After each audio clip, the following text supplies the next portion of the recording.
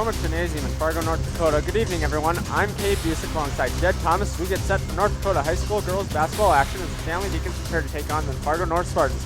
Jed Thomas, what are some of tonight's biggest stories? Well, thanks, Cade. I think coming in tonight, the main theme between these two teams is really that they're at opposite ends of the spectrum.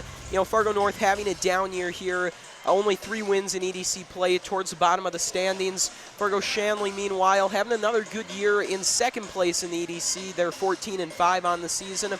That said, Shanley also having a year they're maybe not too accustomed to. You know, with 5 losses, they came into the season with a 76-game win streak, so obviously those losses not something they're too accustomed to. When these two teams met earlier in the season, though, Shanley won by a pretty comfortable margin.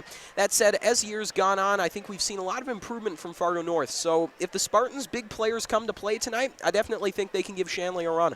Thanks, Jed. Ed, we're going to send it down to the PA announcer for now. Stick with us. We'll have Fargo girls basketball action next.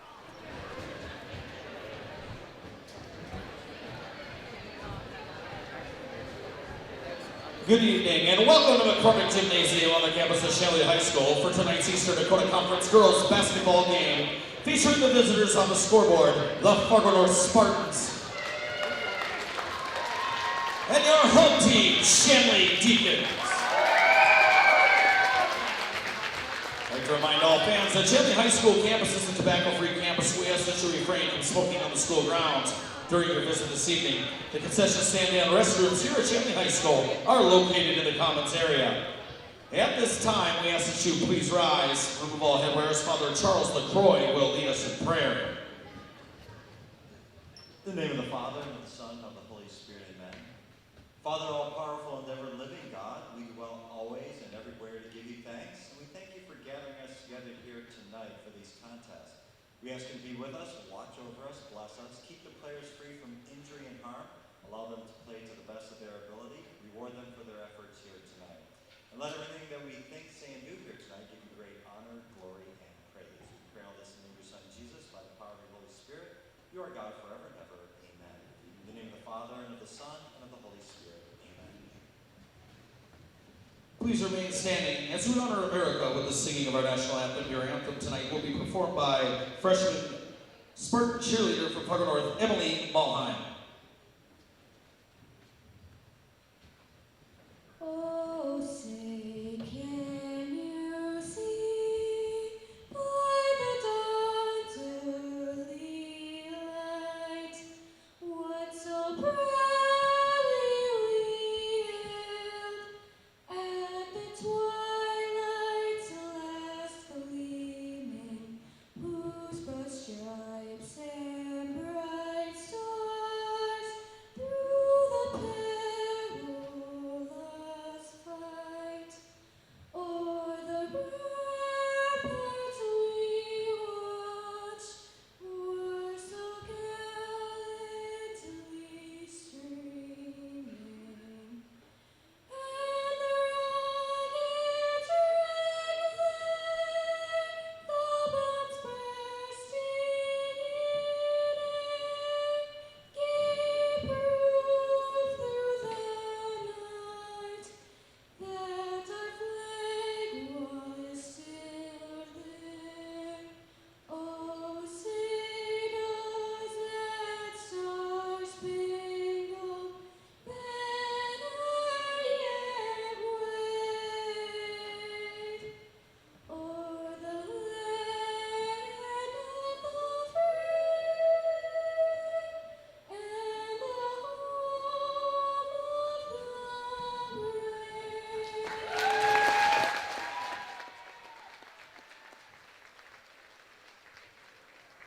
Don't go anywhere, folks. Girls High School basketball action is next after a brief word from our sponsors.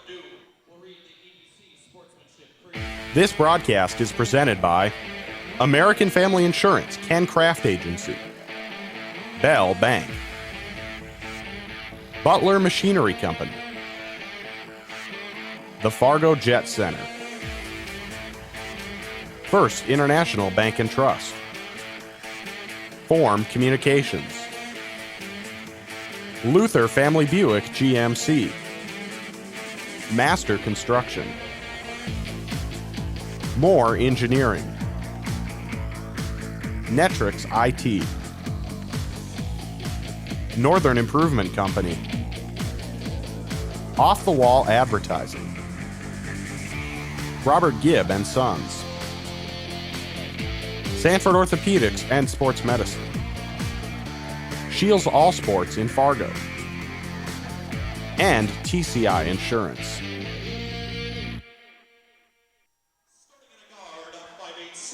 And we're back with Fargo, North Dakota girls basketball action. Jed, who are some of the key players to watch tonight? Well, thanks, Kate. Yeah, coming into tonight with this matchup between Shanley and Fargo North, we'll start off on the visitors' side with the Spartans. I think the two players you got to watch for tonight, a pair of juniors in Elise Baki and Anna Astrup. Both of them some of the top scorers for the Spartans squad. Good leaders, great players for the team. Not too big, got 5'8" and 5'10". Baki, of course, alternates between that guard and forward position, bit of a tweener in the height range. And then Astrup, of course, that guard at the 5'8".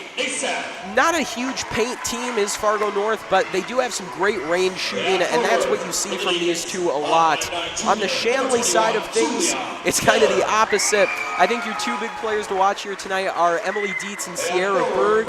Both of them over 6 feet. Sierra Berg, of course, coming in at 6'1", and then Emily Dietz coming in at 6'3". Shanley, more of that paint team. They do a lot of their scoring inside, and Sierra Berg and Emily Dietz are just fantastic for doing that. They're a huge part of the Shanley game plan, and they're two big names to watch. Thanks, Jed. Yeah, that's something that you really have to watch tonight. Does Shanley control the paint, and if so, can North stick with Shanley in this game? They had a hard time in the last meeting between these two, and it'll be fun to watch. The tip is next. Definitely.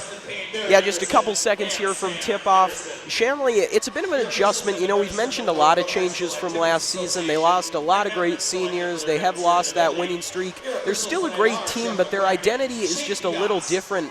Last year, they had some tremendous three-point shooting between Sarah Jacobson, Lauren Rotunda, Ellen Erie, Annie Swenson, just so many girls who could really hit that deep three ball.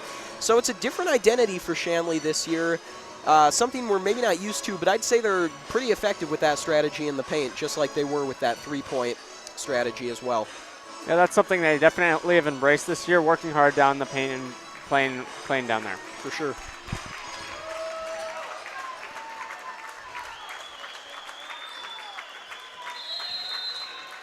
Tip is up. Emily Dietz wins it. Out to Julia Vetter. Over to Riley Payne.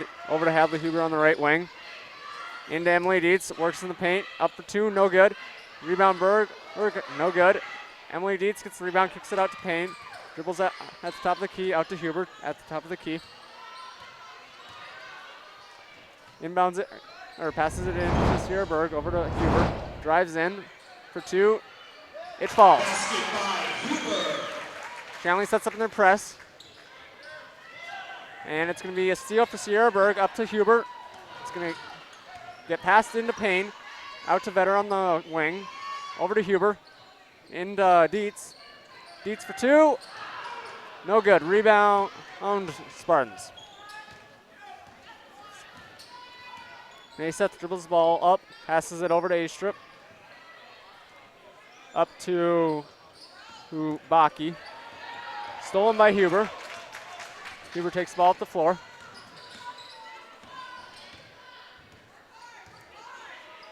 Into Dietz. Over to Payne. Payne dribbles right. Out to Berg. Up to Huber. Over to Vetter. Vetter dribbles in, out to Huber. Huber for three. No good. Rebound Berg. For two. It's good. Well, that's kind of what we talked about before the game. It's a missed three-point opportunity, but then right there in the paint is Sierra Berg to pull down that rebound and put it away for two. So that new-look Shanley strategy, you're seeing it right off the bat. Yep. Deacons set up in their press. North passes it over to Nayseth. Nayseth dribbles into the right corner. Passes it out to Astrup. Astrup for two. No good. Rebound Dietz. Dietz gets pressure, dribbles the ball up. Passes it up to Payne. Payne for two. No good. It's going to be a jump ball. Jump ball. Alternating possession will be Spartan basketball. It's going to be Spartan ball underneath.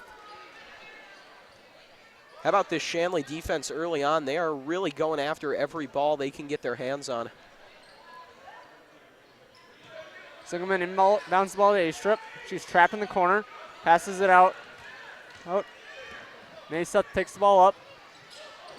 Up to Singelman. Vetter tips the ball. It's going to be out of bounds on North. It's going to be the Shanley ball. Like I just said, there's Julia Vetter getting the hand up there. Maybe not snatching that ball out of the air, but as long as you can disrupt the pass, that's a victory on defense, and they've been doing it really on every possession, it seemed. Huber gives the ball to Dietz. Dietz drives left. Passes it out to Vetter. Vetter for two. It's good. Basket by Vetter. Singelman inbound the ball. It's going to be another jump ball.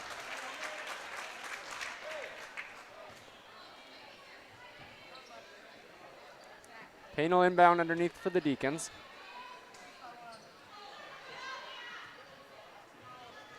Inbound to Vetter. Vetter for two, no good. And it'll be another jump ball. Jump ball will be Deacon basketball.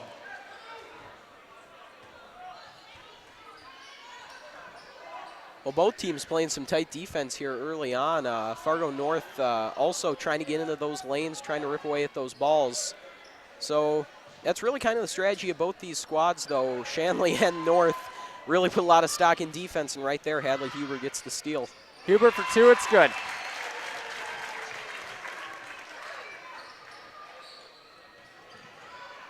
It's going to be stolen by Sierra Berg. She's going to drive in, out to Payne, and she gets blocked. Back to Berg inside. Berg for two. Timeout North, full timeout. Well, pretty interesting series of events there in that first stretch of play. As we talked a lot about, Fargo Shanley with that defensive attitude got in, broke up. I don't know how many passes, got a lot of steals there, contesting it, really everything North put up. And while North is down by that 10-0 margin, they're also getting in there trying to play that tight D2. They're fighting for those balls, and that's North's identity. They're a pretty scrappy team on defense, so I think we're seeing a lot of what we expected from both squads. North maybe not getting the same breaks from their defense that Shanley got, but if they keep that strategy up they've had on D, it'll definitely lead to some points here. Yeah, and North really, they cannot afford to get into a track meet. They have to keep the score low if they want to stay in this game. And that's something that so far they have to do a little bit better on. That's very true. Shanley with that high-powered offense, and as we said earlier, North, they're capable of it, just maybe not as consistently able to go off for bunches of points. If they can get those stars scoring early, though, I do think they've got a great shot to put up some serious points here. The other thing that North has to do, they have to start to control the paint a little bit more. The Deacons have 3 putbacks already for points. Something to watch going forward here in this one. Singelman to inbound the ball for the Spartans.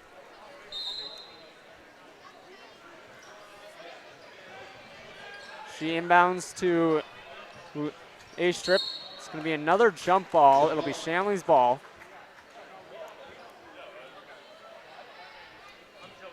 Riley Payne to inbound for the Deacons. She inbounds to Emily Dietz.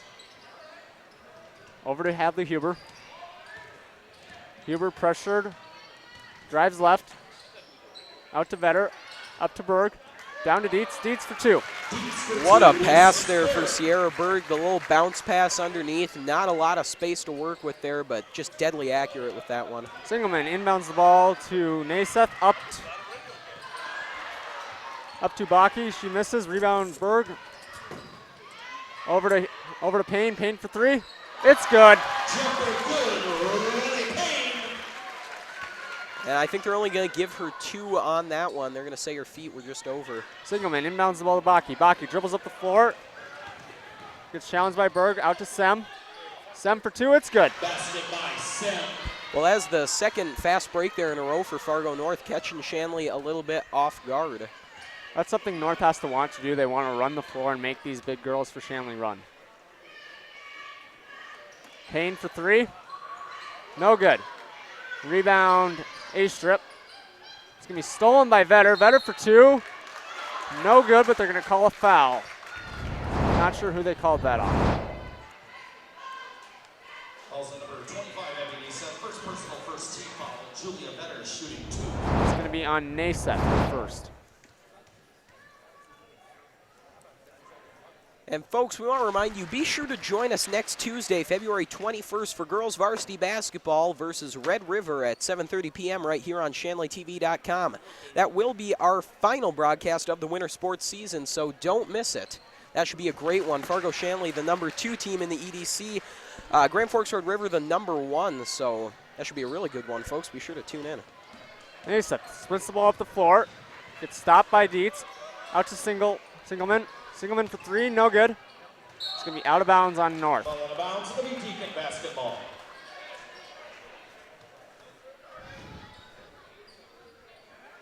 Payne will take the ball up the floor on the right side.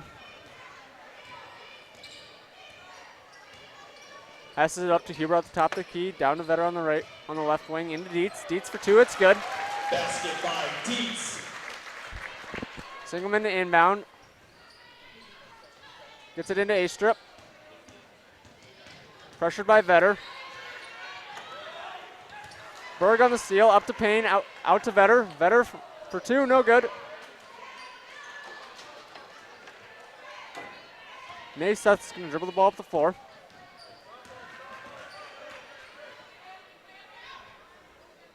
Singleman has the ball on the right wing. Top of the key. Sem gets the ball inside. Kicks it out to Naiseth. Drives in. It's going to be no good. There's going to be a jump ball underneath. It's going to be North's basketball. Jump ball, Spartan basketball underneath. Well, that was a nice possession there for Fargo North. Really nice display of passing. They were moving the ball very effectively, just unable to finish it off, although they are able to get the ball back here on the jump ball. But Huber's going to get the steal. She's going to go in for 2. does not quite work out how they had hoped. Shanley sets up their press. Ball gets inbounded to Naiseth. Pushes the ball up. It's going to be a foul on Emily Dietz. And Baki is going to be shooting 2. Falls on number 32, Emily Dietz. First personal, first team foul.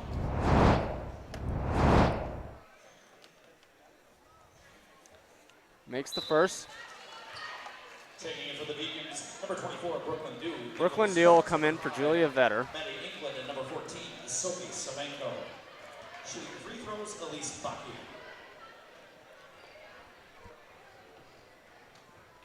Baki makes the second. Riley Payne will take the ball up the floor, passes it up to Huber. Gives it back to Payne. Back over to Huber. Over to Dew. Down to Payne. Dietz calling for the ball, not going to get it. Payne shoots. Dietz gets the rebound. Dietz for 2, it's good. Rebound, putback, Emily Dietz. Ball is inbounded to England. Naiseth sprints up the floor. It's going to be stolen by Payne. Payne throws it up ahead to Huber. Huber for 2. Good, and the foul. That is a textbook display of defense leading to offense. Bird gets in there to break up the pass. Loose ball grabbed by Payne, threads the needle up to Huber. She gets 2, and now the opportunity to make it a 3-point play. What a tremendous display of defense here early on for Shanley. I've just been really impressed. The other thing on that play, really good vision by Riley Payne to find Hadley Huber all the way down the floor for that. This is the free throw attempt. It's going to go out of bounds. It's going to be North basketball. Nice play there by Mary Sem not to chase that one down and get pinned in the corner. Let it roll out there and get the ball in North possession. 11.5 minutes left in the first half. Ball's going to be inbounded. It's going to go out of bounds on Hadley Huber. They're going to say it's going to stay North ball. Singleman will inbound. And try to inbound to England. It's going to go out of bounds on the Deacons again. Checking in for the Deacons, number 20, Lily Rivard.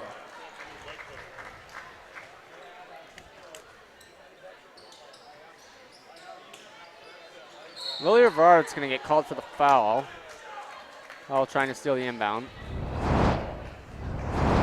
Oh, Shanley playing that tight D there. It had been working really well, forcing that ball out of bounds multiple times. Right there, though, it kind of showing the risk that you run doing that. Lily Rivard picks up the foul. So far, they're only at 2, so it's not a big deal. But, you know, if you keep that up, it can really come back to hurt you. So something to watch, playing that kind of defense. Said Monco has the ball underneath into Sem. Sem gets blocked by Dietz. Dietz gets the rebound. She pushes it up the floor. Getting pressured by Sem. Into Rivard. Rivard over to Hoffer. Hoffer gives it up to Do. Over to Rivard. Gives it down to Dietz. Dietz for 2. It's good. Basket by Dietz. Ball gets inbounded to England. She pushes it up the floor. It's going to be stolen by Hoffer. It's going to be a foul on North. Calls up number 5 by England. First personal, third team foul. Back in for the Deacons, veteran Payne. In for the Spartans, Elise Baki.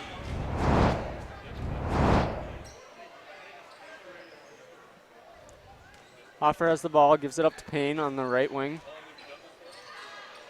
Payne throws it, stolen by Singleman. England passes it up. It's going to be out of bounds on the Deacons on a tip ball. Another heads-up play there from North. This time it's Elise Baki who doesn't chase after that ball that was headed out of bounds. Senmonko has the ball. Oh, over to A-Strip. A-Strip drives in, drives past. It's going to be rebounded by Riley Payne off the miss. She's going to push the ball up the floor. Drives to the middle. Goes between 2 defenders. Misses. It's going to be rebounded by Baki. England pushes the ball up the floor. Back over to Baki. Drives to the middle.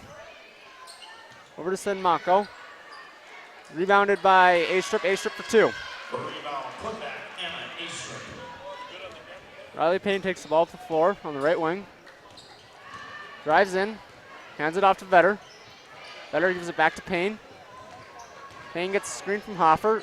Goes down on the baseline. Over to Dew. Up to Vetter. Vetter for 2. No good. Dew tips it out to Hoffer. Hoffer for 2. No good. I'm going to say out of bounds on North. This is stay Shanley basketball. Checking back into the Spartans. Number 25, Abby Asap.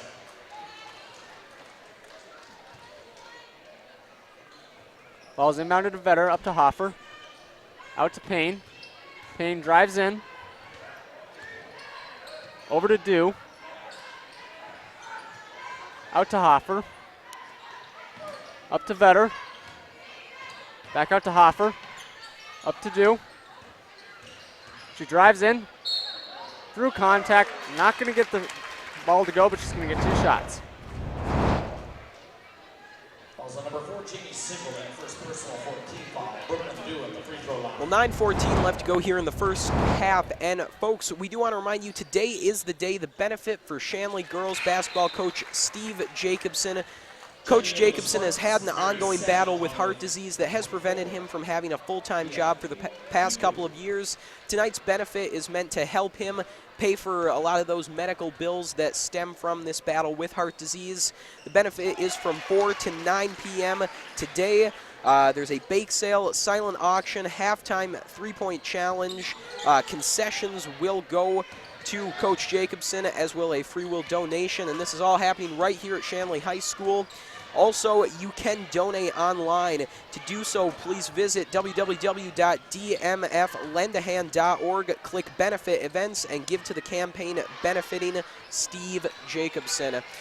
Folks, we always want to have you watching at home, but tonight really try to make it down here and help support a great cause. Coach Jacobson, big member of the Shanley community, really loved by all who know him, great guy, so come on down and help out a great cause.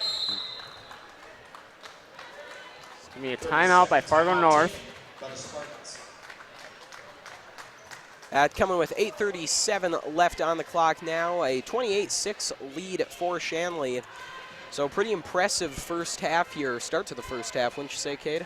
Yeah, and one thing Shanley started to do, they've started to hit a couple more outside shots, not do everything in the paint, but they're still being really dominant, and defensively, North is getting nothing going inside at all.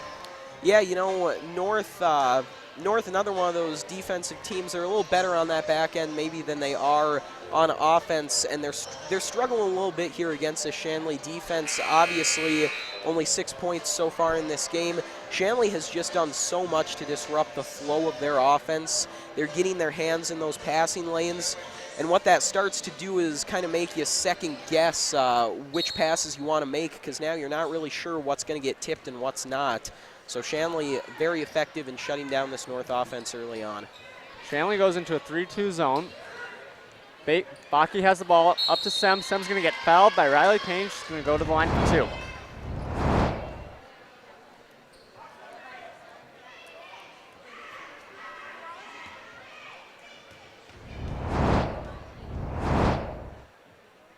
Makes the first.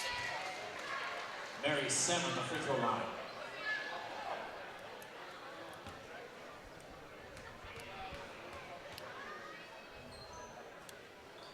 Misses the second. Rebound, Hoffer. Up to Payne. Drives in on the right. Goes through traffic. Good for 2. Ball is inbounded to A-Strip. Pushes the ball up the floor. Over to Baki. All the way over to Naiseth. Into Sem. Down to Naiseth. Into Sem. Out to Kirikou. Steal by Rivard. Passes up to Payne. Payne drives in, out to Hoffer. Hoffer for 3. It's good. Karen Hopper for 3. A-Strip dribbles the ball up the floor. Up to Naiseth. Into A-Strip. Ball's going to get stolen by Dew. Passes it up to Vetter. Vetter gives it to Payne. Payne dribbles up the right side. Gives it into Vetter. Vetter gives it out to Hoffer. Hoffer drives in, back to Vetter. Goes to work in traffic. Gets blocked. They're going to say out of bounds on the Deacons. Checking back into the Deacons, Henry Huber, Sierra Berg, and Emily Dietz.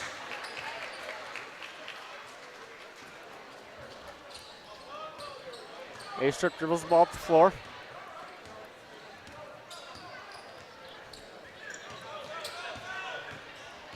Passes it over to Naiseth. Naiseth gives it down to Baki. Baki misses. It's going to be a rebound by Naiseth. Naiseth drives in, into Baki. Baki for 2, no good. Rebound by Julia Vetter. Julia Vetter takes the ball up the floor. It's going to be out of bounds on North. Shanley basketball. Well, North giving a little bit of that defense right back to Shanley. As we've said, North does a lot of the same stuff Shanley does on defense. They take that same attitude. They just haven't been able to get it done as consistently as Shanley has tonight. But right there, you get a little glimpse of what they're capable of. Foul on the Spartans. Sierra Berg's going to go to the line for 2. Falls on number 24, Dia Kwaku.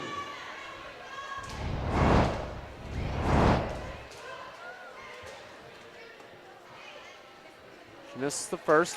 Sierra Berg at the free throw line.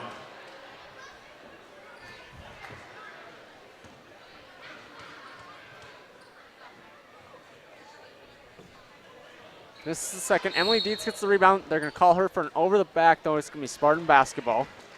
Quick update for when they have stormed the stands. If some of you are wondering who to write a check out to, make the check out to the Steve Jacobson benefit. Steve Jacobson benefit when they do the storm the stands. A-Strip takes the ball up the floor. Passes it over to Naiseth. Naiseth drives to the right. Passes it up to Baki. Stolen by Berg. Berg picks up her dribble, but gives it up to Payne. Payne dribbles over to the right. She drives through traffic. Passes it out to Vetter. It's going to be a foul. Foul on Julia Vetter. First personal, fourth. That's her first. Excuse me, fifth team. A-Strip takes the ball up the floor. Passes it over to Kaduku. It's going to be an over and back call on Spartans. Deacons basketball.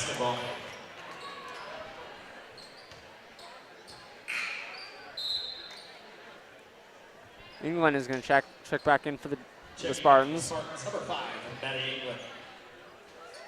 Spartans are going to go with a man-to-man press.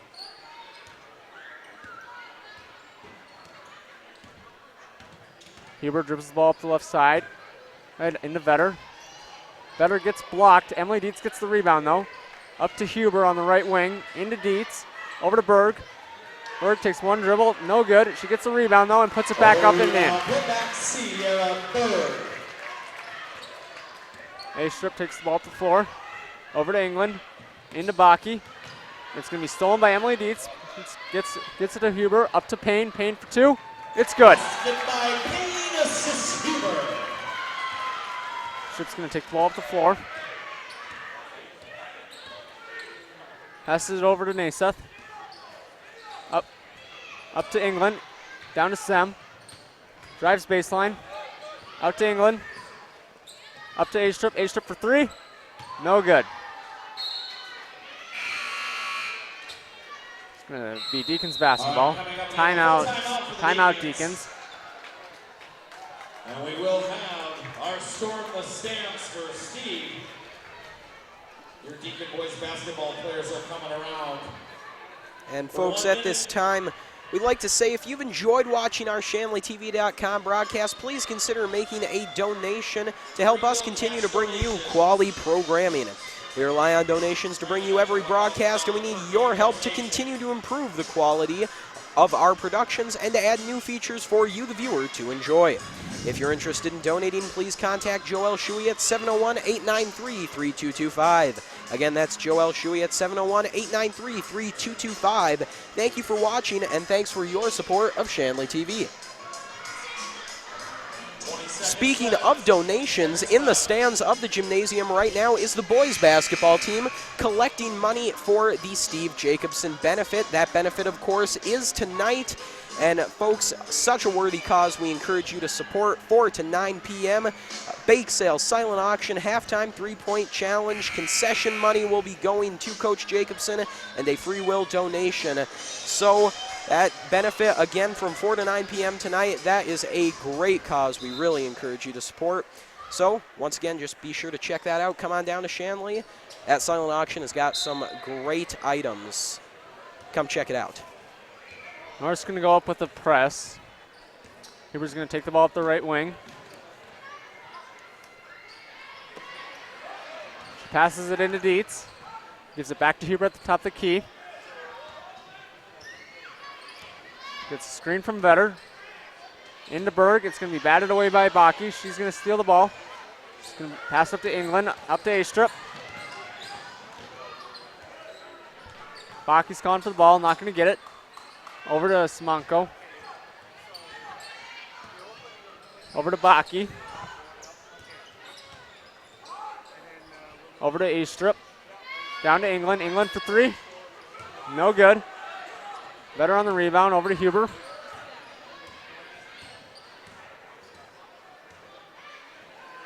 Ball's tipped. It's going to be stolen by Baki. Up to Sem. It's going to be a traveling violation. Excuse me. Nope, it's going to be a traveling violation on the Spartans. Deacon basketball.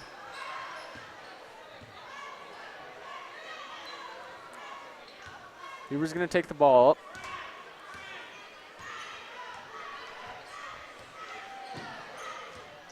Passes it into Vetter. Tries to get it into Sierberg.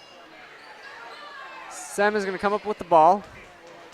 Up to Simonko. Down to England. Over to A-Strip. A-Strip drives in. No good. Rebounded by Payne. Payne up to Huber. It's going to be thrown out of bounds. It's going to be Spartan basketball. Checking in for the Deacons, number 24, Brooklyn Duke, number 20, Lily Rivard, and number 30, Taryn Hoffer. Back in for the Spartans, number 4, James Singleton.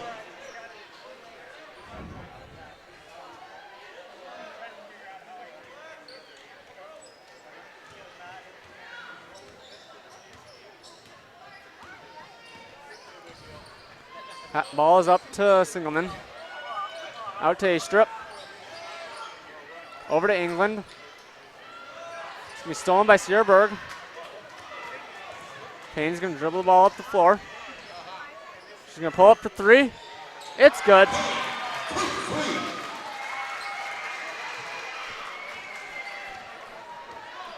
A-Strip's going to take the ball to the floor. Out to Simonko. into Sem. Sem's going to go to work inside. It's going to be stolen by Dew. Over to Payne.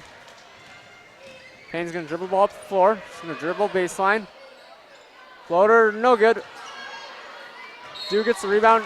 One shot's going to be no good, but she's going to go to the line for 2.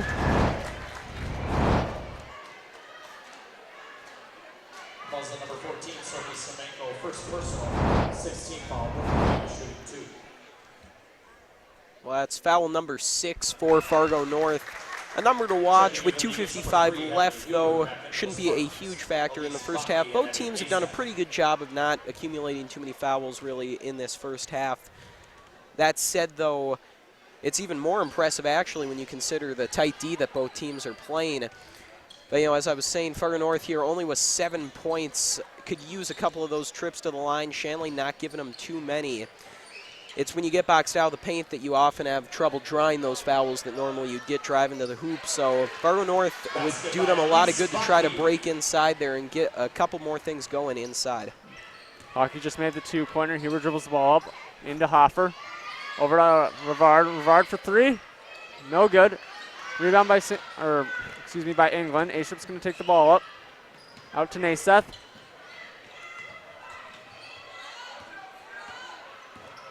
Over to England.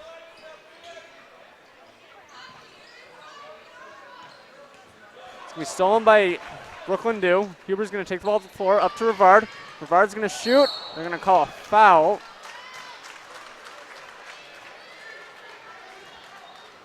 Fouls on number 21, Elise Baki. It's going to be on Baki, her second. At the line, shooting 2, Lily Rivard.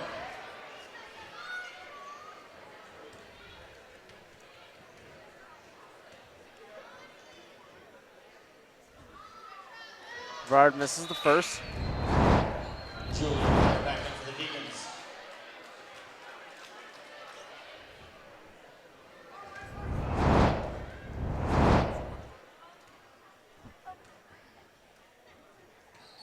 Makes the second.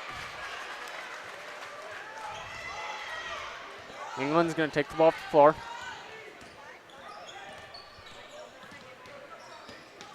Going to go throw a backdoor cut to Naiseth. Naiseth's shot is no good. It's going to be rebounded by Hoffer. Over to Rivard, up to Huber. Hoffers looks down to Dew. Dew dribbles up top. Down to Hoffer. Over to Rivard. Back out to Hoffer in the corner. Up to Vetter. Over to Huber. Huber for 3. No good. Rebound Baki. It's going to be stolen by Taryn Hoffer. Take the ball to the top of the key. Out to Vetter. Brooklyn Dew calls for the ball. Won't get it. Vetter drives in. Shot's going to be blocked.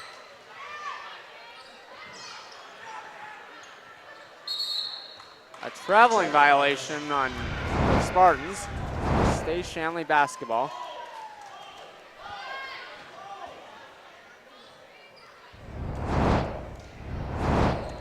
Huber gets the ball, drives to the middle.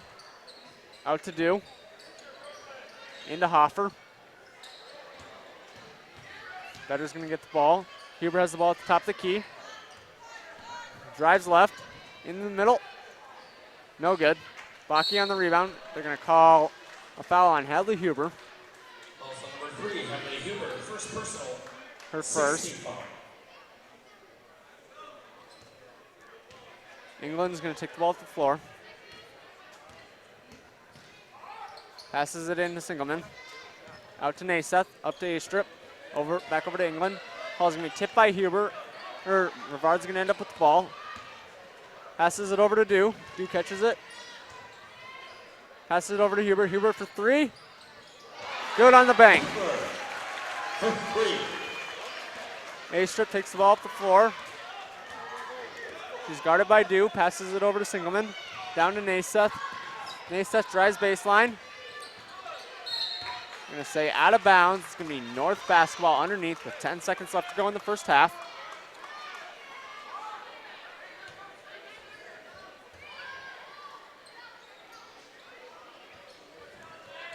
Ball is inbounded to England. It's going to be blocked by Huber. Ball is going to be out of bounds on the Deacons. North ball with 7 seconds left.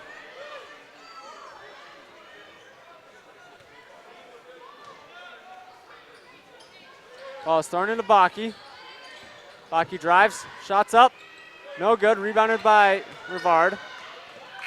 And that's how the first half will end.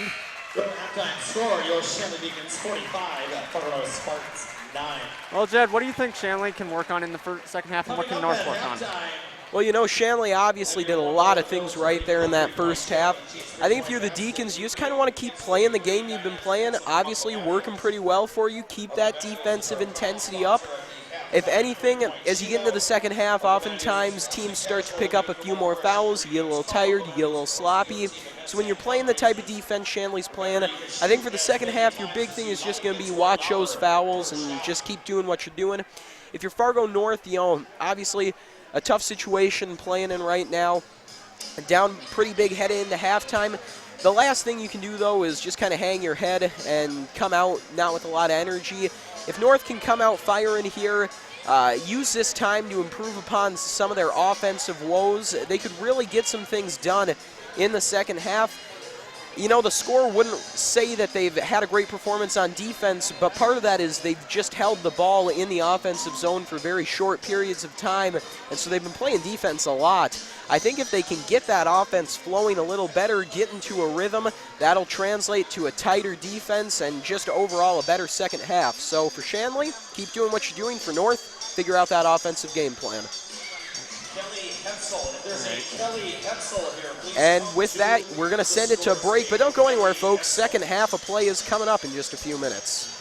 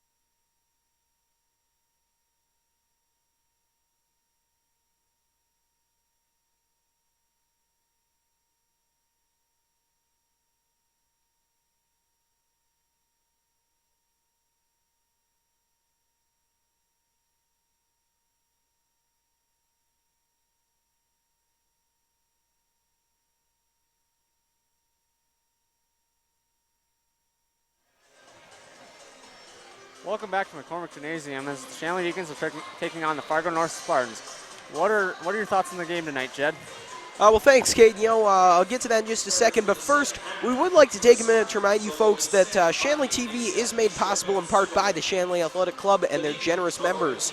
Check out their website today at shanleyathletic.club.com to learn how your membership contributes to Shanley TV, the Deacon Den, and many other student-athlete needs. While you're there, be sure to renew your annual membership by clicking the Join Now button or become a member if you're not one already.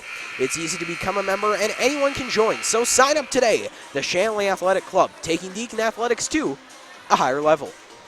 Well, Cade, my thoughts on the game so far, obviously it's been a pretty dominant performance here by Shanley, up 45-9.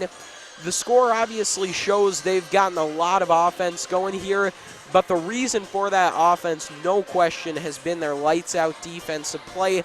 North has just been unable to get anything going in the offensive zone. Shanley has been all over everything they try.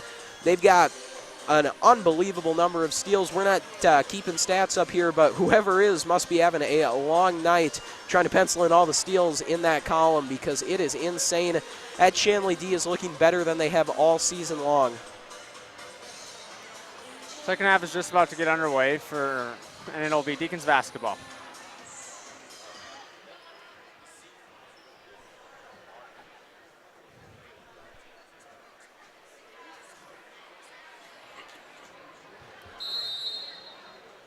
Riley Payne inbounds to Hadley Huber, who's pressured by A-Strip, dribbles to the left, gets a screen from Emily Dietz. Searberg gives her a screen as well. Emily Dietz gets the ball at the top of the key. Over to Huber, down to Payne in the corner. Payne passes it back up to Huber, into Dietz. Dietz for two, it's good. Basket by Dietz. A-Strip takes the ball off the floor.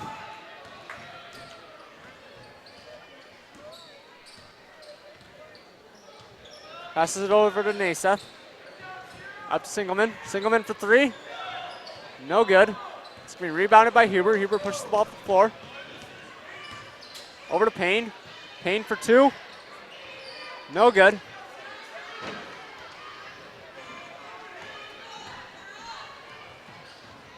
Riley Payne's going to get the steal. They're going to say she went out of bounds, though, and North will get the ball back.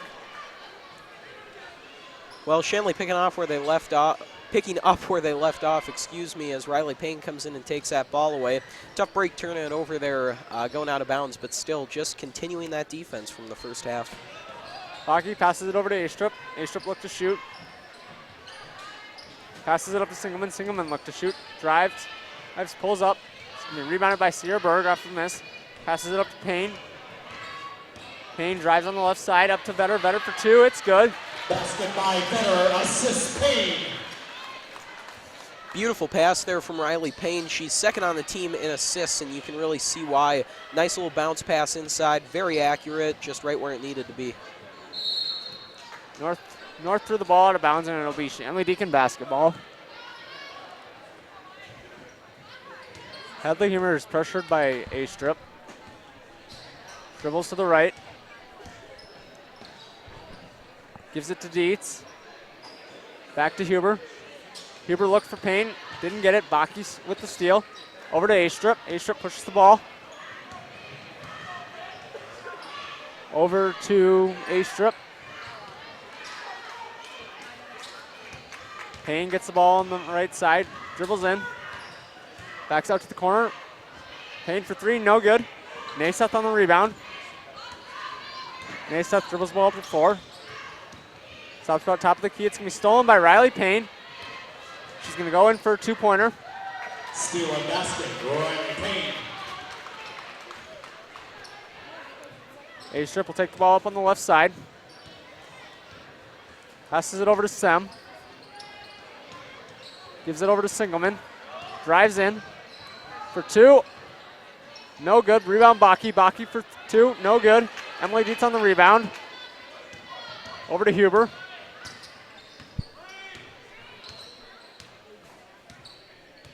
Huber sets up at the top of the key. Over to Vetter. Gonna throw it into Dietz. Dietz for two. No good. Rebound A-Strip. A-Strip passes it up to Naiseth. Naiseth dribbles right. Out to Singleman. Singleman for three. No good. It's going to be rebounded by Dietz. Over to Payne. Payne for two. No good. Rebound Baki.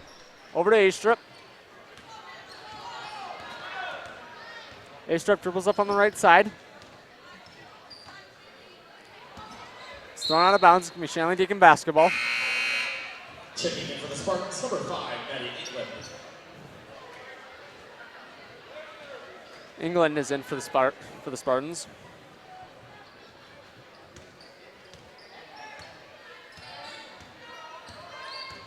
Huber has the ball at the top of the key. Over to Dietz on the left wing. Back over to Huber. Huber for three. No good. Rebounded by A-Strip.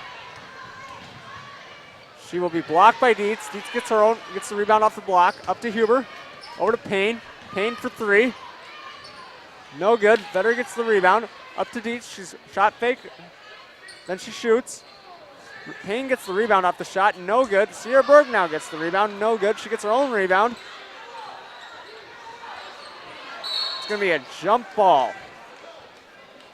North basketball. Jump ball, possession arrow for Fargo North.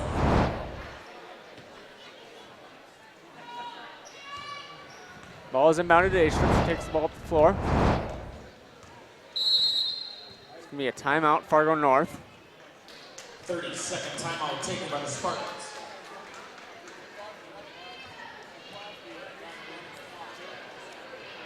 Folks, don't forget that you can connect with Shanley TV on social media.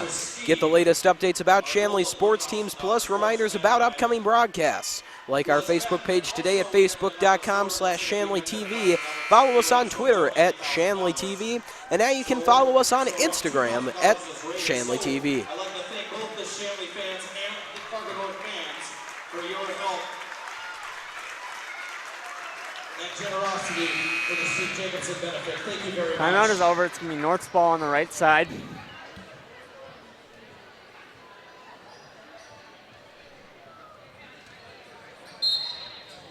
Ball is inbounded to A-Strip. Passes it over to Sem. Down to Naiseth. Naiseth dribbles in. Passes it over to Sem. Over to England. Over to Baki. It's going to be high. It's going to go out of bounds on Emily Dietz. It's going to stay North ball underneath.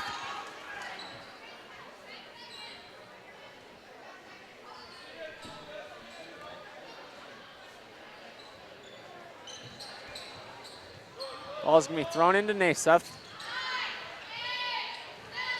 She passes it over to England. England passes it to A-Strip. A-Strip drives in. It's going to be blocked. But they're going to get the ball back. A-Strip gets the ball, throws it back into Naiseth. Passes it over to A-Strip. A-Strip for three. It's good. 3-pointer, Anna A-Strip. 13 minutes left in the first half. Hadley Huber takes the ball up the floor.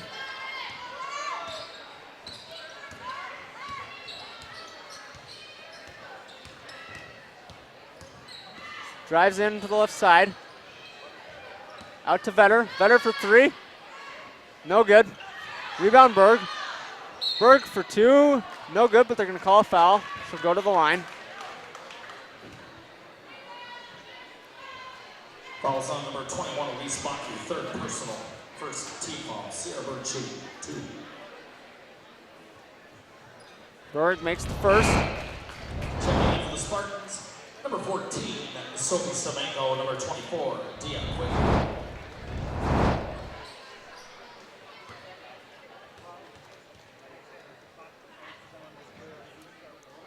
Makes second. Kwaku inbounds the ball to Naiseth. Naiseth gives it to England. England crosses over. Out to Naiseth. Naiseth passes it. It's going to get stolen by Riley Payne. She's going to push the ball up the floor. Dietz calling for the ball. Not going to get it. Payne drives in. It's going to be called out of bounds on North. It's going to stay Shanley basketball.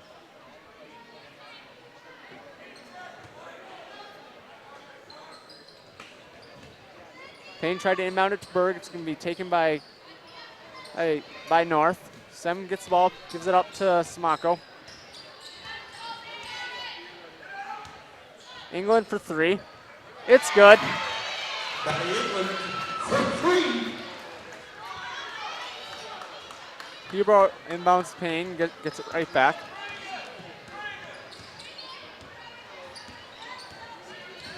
Into Dietz. Over to Vetter on the left wing. Vetter drives left for 2. No good. Rebound Naiseth.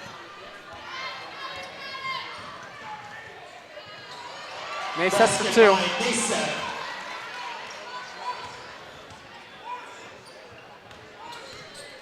Payne tries to inbound the ball.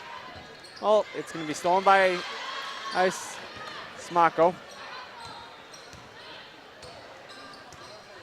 Naiseth takes the ball at the top of the key. Passes it over to England. England for 3. No good. Hadley Huber keeps the ball alive. She takes the ball up in the left wing. Timeout Deacons. 30-second timeout. Eastern and Baki checking back in.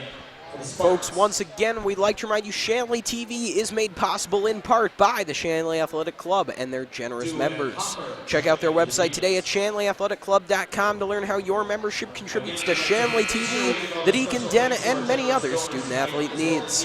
While you're there, be sure to renew your annual membership by clicking the Join Now button or become a member if you're not one already. It's easy to become a member and anyone can join, so sign up today. The Shanley Athletic Club, taking Deacon athletics to a higher level. Shanley subs in about 3 new players as the Deacons get ready. There's about 11 minutes left in the second half. Hoffer inbounds to Huber. Huber drives right. Up to Dew at the top of the key. Dew goes right. Into Berg. Up to Dew. It's going to get stolen by A-Strip. A-Strip gets the ball, her pass batted, but gets it right back. She dribbles in. Up to Kuduku for 2. Basket by Dia Kweku.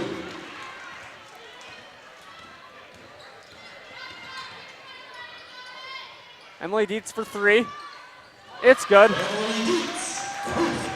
Well, Emily Dietz usually scoring bunches of points in the paint, showing off her prowess on the perimeter, able to just drain that 3, and that was a long 3 too. Definitely not right up on the line. Dew tips the pass. It's going to go out of bounds on her, and it's going to stay Spartan basketball.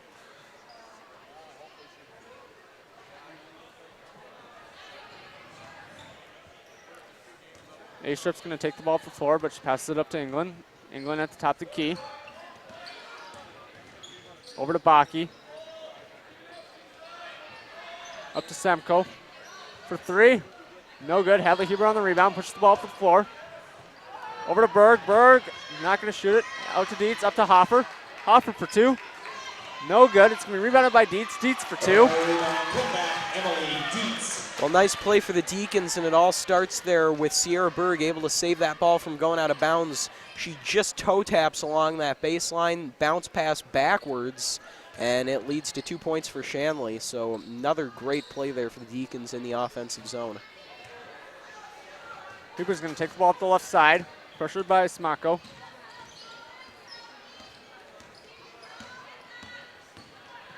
She's going to drive in, going to be fouled. She's going to go to the line.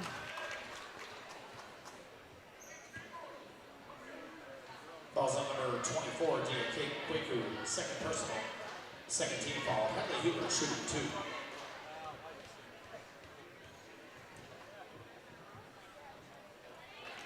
2. Huber makes the first. Number 21, Julia Vetter. Number 20, Lily Rivard. Back in for the Spartans, number 15, Mary Sim.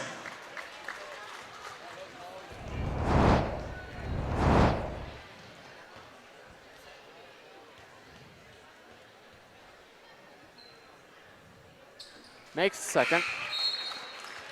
Riley Riley Payne in for Hadley Huber.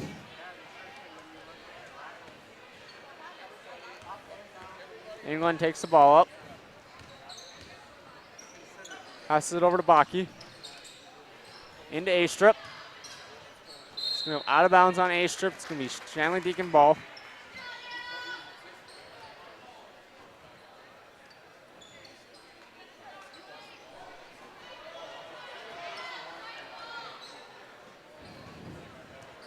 Hoffer passes it to Payne. Sprints up the floor. Payne gets her shot blocked. She's going out of bounds on North. It's going to stay Shanley basketball. 9 minutes left in the second half. Payne inbounds to Vetter. It's going to be stolen by England.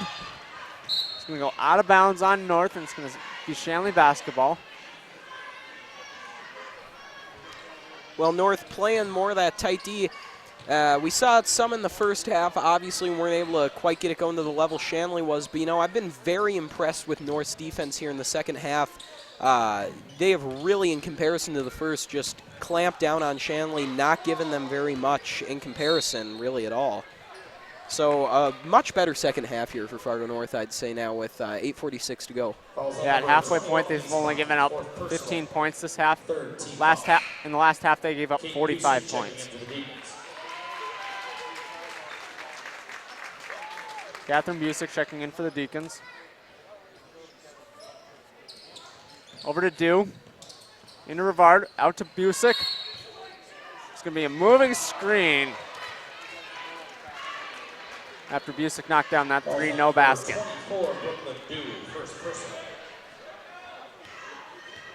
England takes the ball up the floor.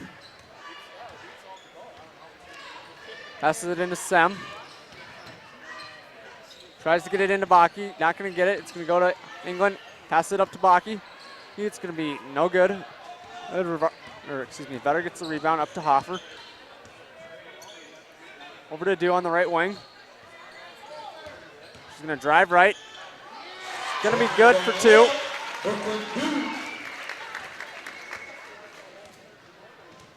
England takes the ball all up to the left wing. Gets it into Baki. Baki for two. No good. England's going to get the rebound. Out to Smako. Up to Sem. Oh, back to Smako for three. No good. It's going to be rebounded by A-Strip, and it's going to be a jump ball. It's going to be Shanley basketball.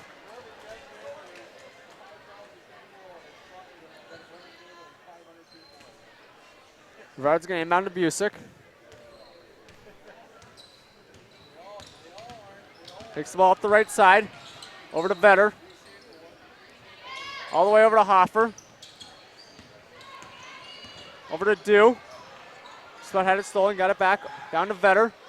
Into Dew. Dew up. It's going to be no good, but she's going to go to the line.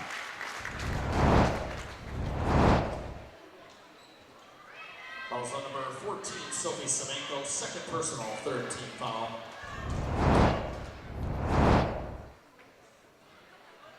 Dew misses the first. Team foul. Brooklyn Dew at the free throw line. Checking in for the Deacons, number 33, Katie Visser. Katie Visser in for the Deacons. Dew misses the second. A-Strip's going to get the rebound.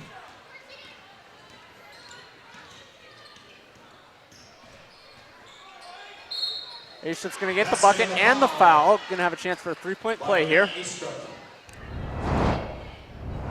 on number 20, Lily Rivard, second personal. Well, A-Strip there just doing what North really wasn't able to do in the first half. She's working in that paint, driving inside, and that is where you are able to draw so many more fouls when you make them defend you in the paint. So nice job there by A-Strip. As we said, North just playing a much better game, just a lot better basketball here in the second half. Yeah, the Shanley Deacons have scored 17 points this half compared to 12 by North, which is much closer than it has been in the last half. Brard drives in, up for two. No good. Baki gets the rebound. It's going to be stolen by Brooklyn Dew. She's going to drive in. It's good, 2 points. Dew with yet another steal. I mean, we've talked about the defense of Shanley, and it's been an equal contribution pretty much across the board, but Brooklyn Dew has really stood out. And all season long, I think her defense has really been one of her best assets to this team, but tonight especially, she has just been a ball hawk. Busick for three. No good. Rebound by Singleman. Pass up to Sem. It's good. Basket by Mary Sem. Busick takes the ball off the floor.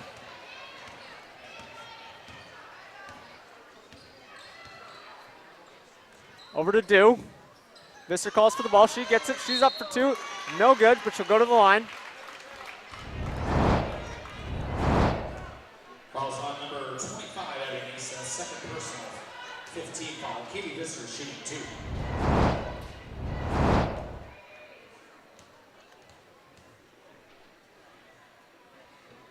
Visser makes the first.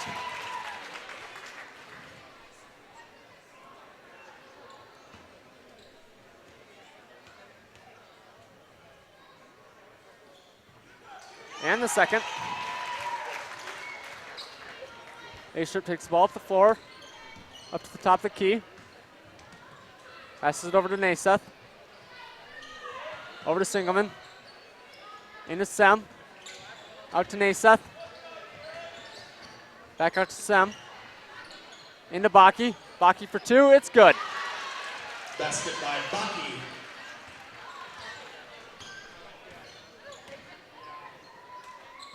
Du has the ball on the right wing, or left wing, excuse me. Out to Rivard on the right, on the left. Out to Du on the right wing.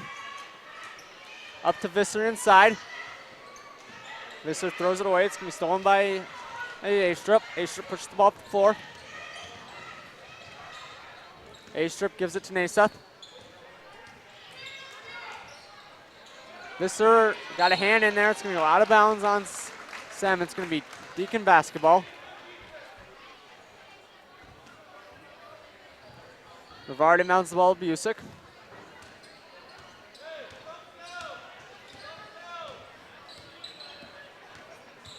Busick drives for 2. No good. Rebound Rivard. Sem's going to come up with it though. A-Strip takes the ball up the floor. Out to Naseth.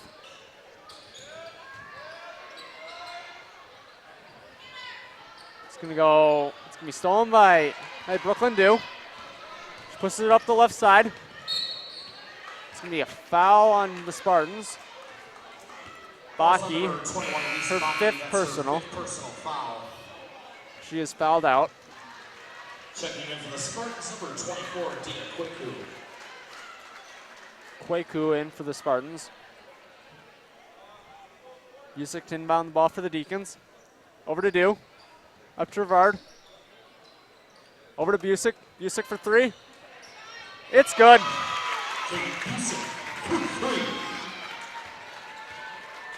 That's the same one that got called off earlier, the same play to the other side. Sigelman has the ball on the right wing. Into Naseth. Up to Kuduku. No good. She gets her own rebound. Up to Sem. Out to Naseth.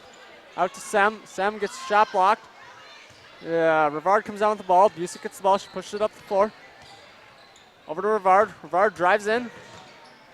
It's good. Basket by Rivard. A-Strip dribbles in. Up to Naseth. Naseth looked to shoot. Didn't. Took it back. Out to Kuduku.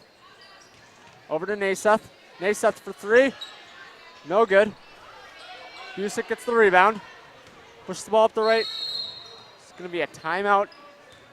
Timeout Deacons, but they're only going to ask to sub.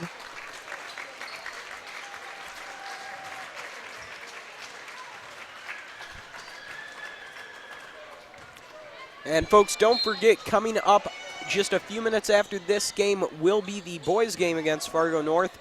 Fargo Shanley and Fargo North very close in the EDC standings for boys basketball, so should be a very fun game, game with big implications, so be sure to stick around for that one. Warner goes up for 2. She gets fouled. She'll go to the line. Also number 14, Sophie Semenko, 3rd personal foul, 17 foul.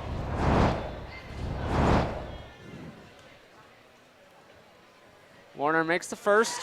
Alexis Warner at the free throw line.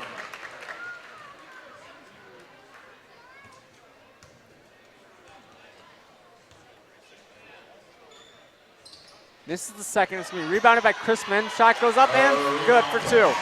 Kelly Chrisman. Smonko passes the ball up to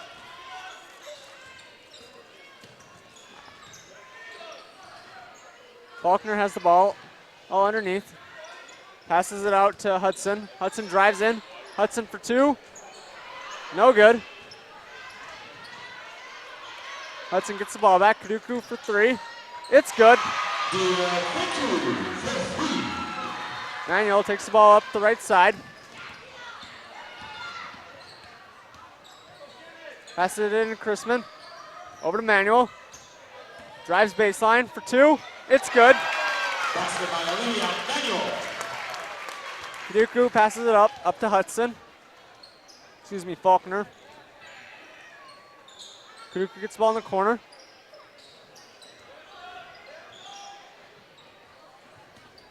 Hudson drives in, out to Smonko. Over to Faulkner. Kaduku has the ball at the top of the key. Over to Smonko. Smonko for 3. It's good. Sophie Semenko for 3. Manuel dribbles the ball up. Gives it into Mattern. Over to Warner. Out to Manuel. Manuel for 2. No good. LaFleur gets the rebound out to Warner. It's going to be a high pass. It's going to be out of bounds on the Deacons. It's going to be north ball.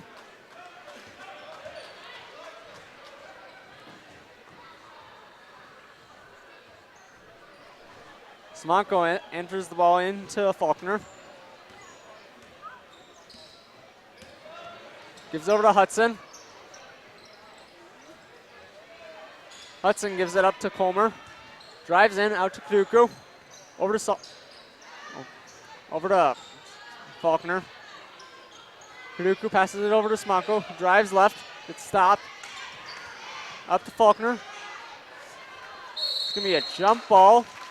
It's going to stay north basketball with only 2 seconds left on the shot clock.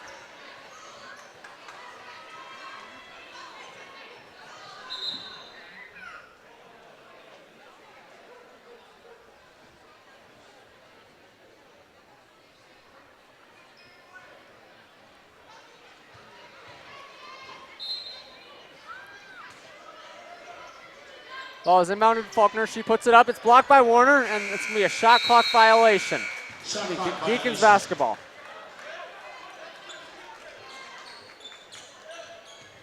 Mattern inbounds the ball to Manuel. It's going to be stolen by Kaduku.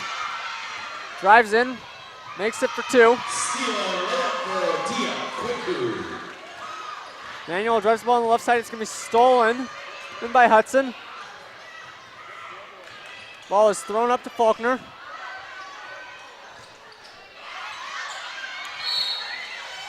It's going to be a jump ball, Shanley basketball.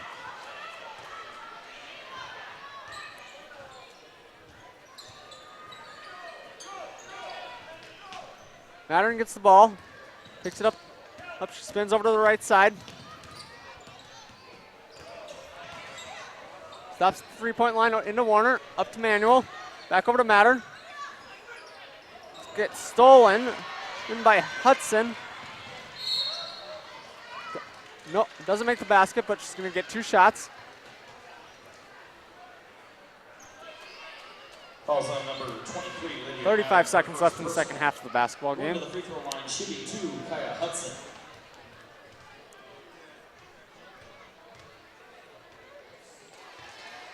Well, unable to connect on that one, but once again, just got to really give a hand to North here for this second half, scoring 24 points as opposed to the 9 they had in the first.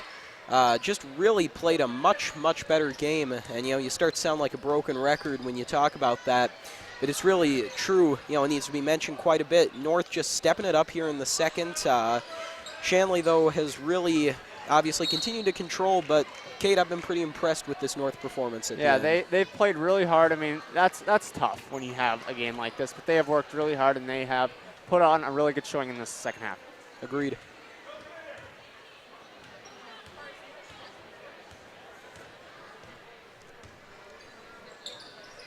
Hudson has the ball on the left wing.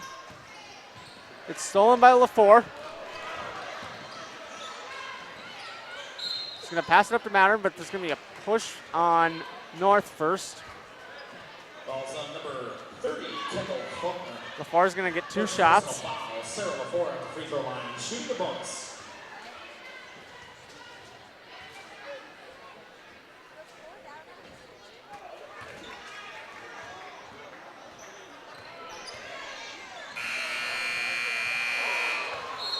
Your final score here, Shanley Deacon girls 76, Fargo North 34. Well, another really good showing by the Shanley Deacons. They played really well. Well, final score is 76 to 43. It's senior night for the boys. Yeah, 76-34 at the end here. And not much you can say at the end of this one. Obviously, Shanley controlling that first half, went up 45-9. Played a great first half basketball. And, you know, they still played a good second half. It's just really the storyline in the second was North stepping it up. And if you're North, I don't think you can really hang your head after this one. You got to be happy with the effort you put forward. Always so tough to play from that, you know, huge deficit in the first. But if North can play some more games like they did in the second half, some more complete games, I think they've really got a bright future ahead of them. Just get a little more consistent, play more like they did in the second half. But a great win for Shanley, a good effort here for North. And, yeah, that's really all you can say at the end of this one, I think. For Jed Thomas and our entire crew, I'm Cade Busick. The final score from Fargo, Shanley Deacons 76, the Fargo North Spartans 34. To watch the archived version of this entire game and our other broadcast, go to ShanleyTV.com. Stay tuned for the boys basketball game versus North coming up in just a few minutes right here on Shanley TV.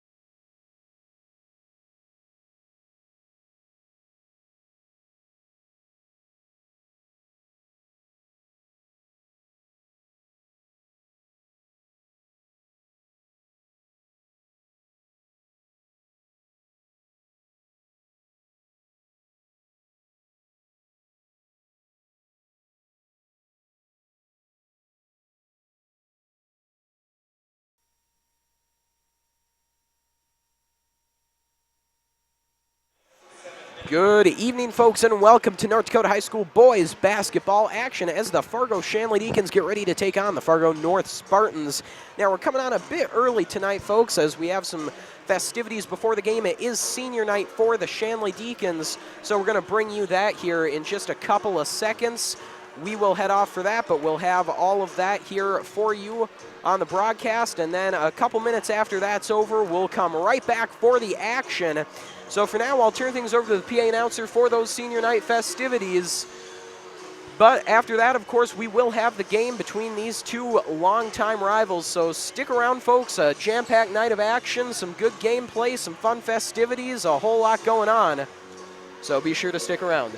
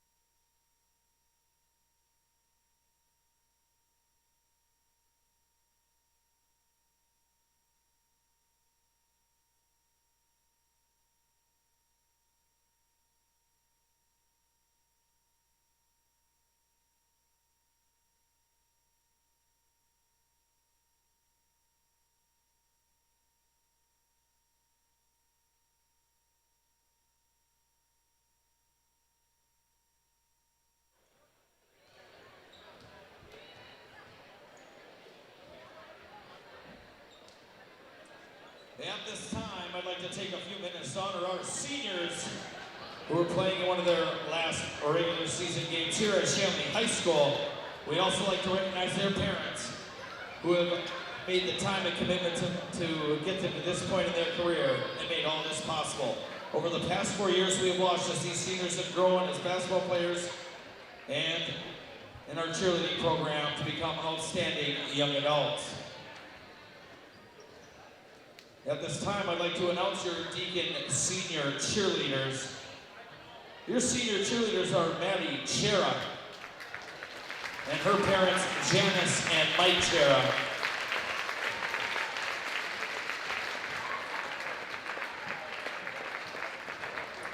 Your other senior cheerleader, Megan Miranda, and her parents, Rebecca and Earl.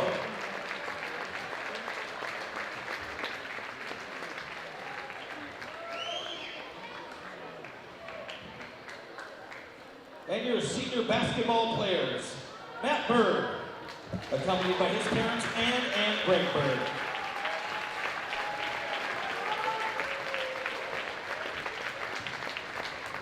Justin DeKaiser, accompanied by his parents, Lori and Sean DeKaiser.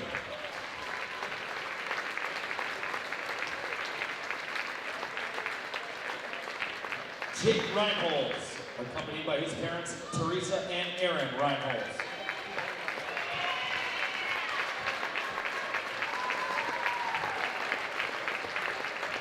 Aaron Seafeld, accompanied by parents, Sandy and Claire Seafeld.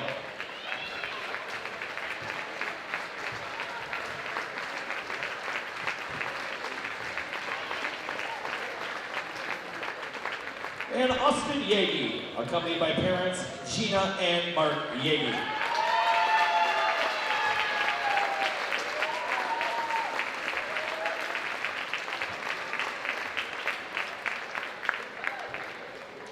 Let's have a warm round of applause for our seniors and their parents. Let them know how much we appreciate all they've done for your Shanley High School and the basketball program.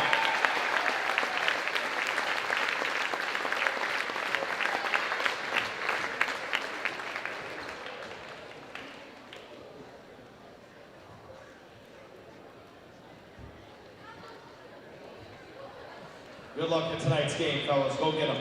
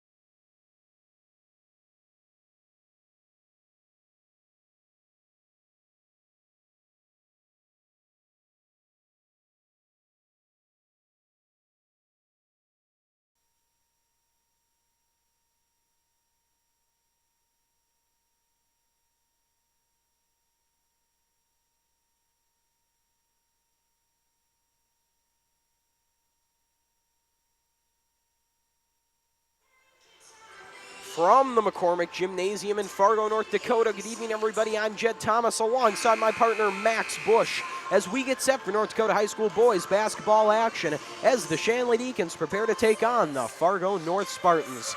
Well, folks, we got a great game in store for you here tonight between two teams who are very close in the EDC standings, right in the middle of the pack. Very little separates these two teams in the standings, and that is just as true on the court. When these two schools met earlier in the year, it took overtime to decide the winner. And for more on tonight's game, though, here's Max Bush. Yeah, Jed, as you said, it should be a great game tonight, and these two teams really kind of have an overtime history. They don't really like to settle things in regulation. They just like to finish it after regulation, if you would, and it should be a really good game, as you said. And I don't know, it should just be great. Even though North lost their key player Simon Sem, who was leading many categories. Yes, very many. Yeah. But no, yeah, Max, very good point, especially with those overtimes, and we'll touch on that a little bit later. For now, though, we're going to turn things over to the PA announcer, but don't go anywhere, folks. A great game is coming up next. Featuring the visitors on the scoreboard, the Fargo North Spartans. And your home team, Shanley Deacons. Shanley High School, I'd like to remind you that we're a tobacco-free campus, so we ask that you refrain from smoking on the school grounds during your visit this evening. The concession stand and restrooms here at Shanley High School are located in the commons area. At this time, I'd like to draw your attention to the sports table as Shanley basketball player Mason Timian will read the EDC Sportsmanship Creed. The North Dakota High School Activities Association and the Eastern Dakota Conference encourage and promote good sportsmanship by student athletes, coaches, and spectators. We ask that you cheer for your team and be respectful of the opponent. As high school student athletes, we commit to fair play, responsibility, and respect. We invite you to join our effort.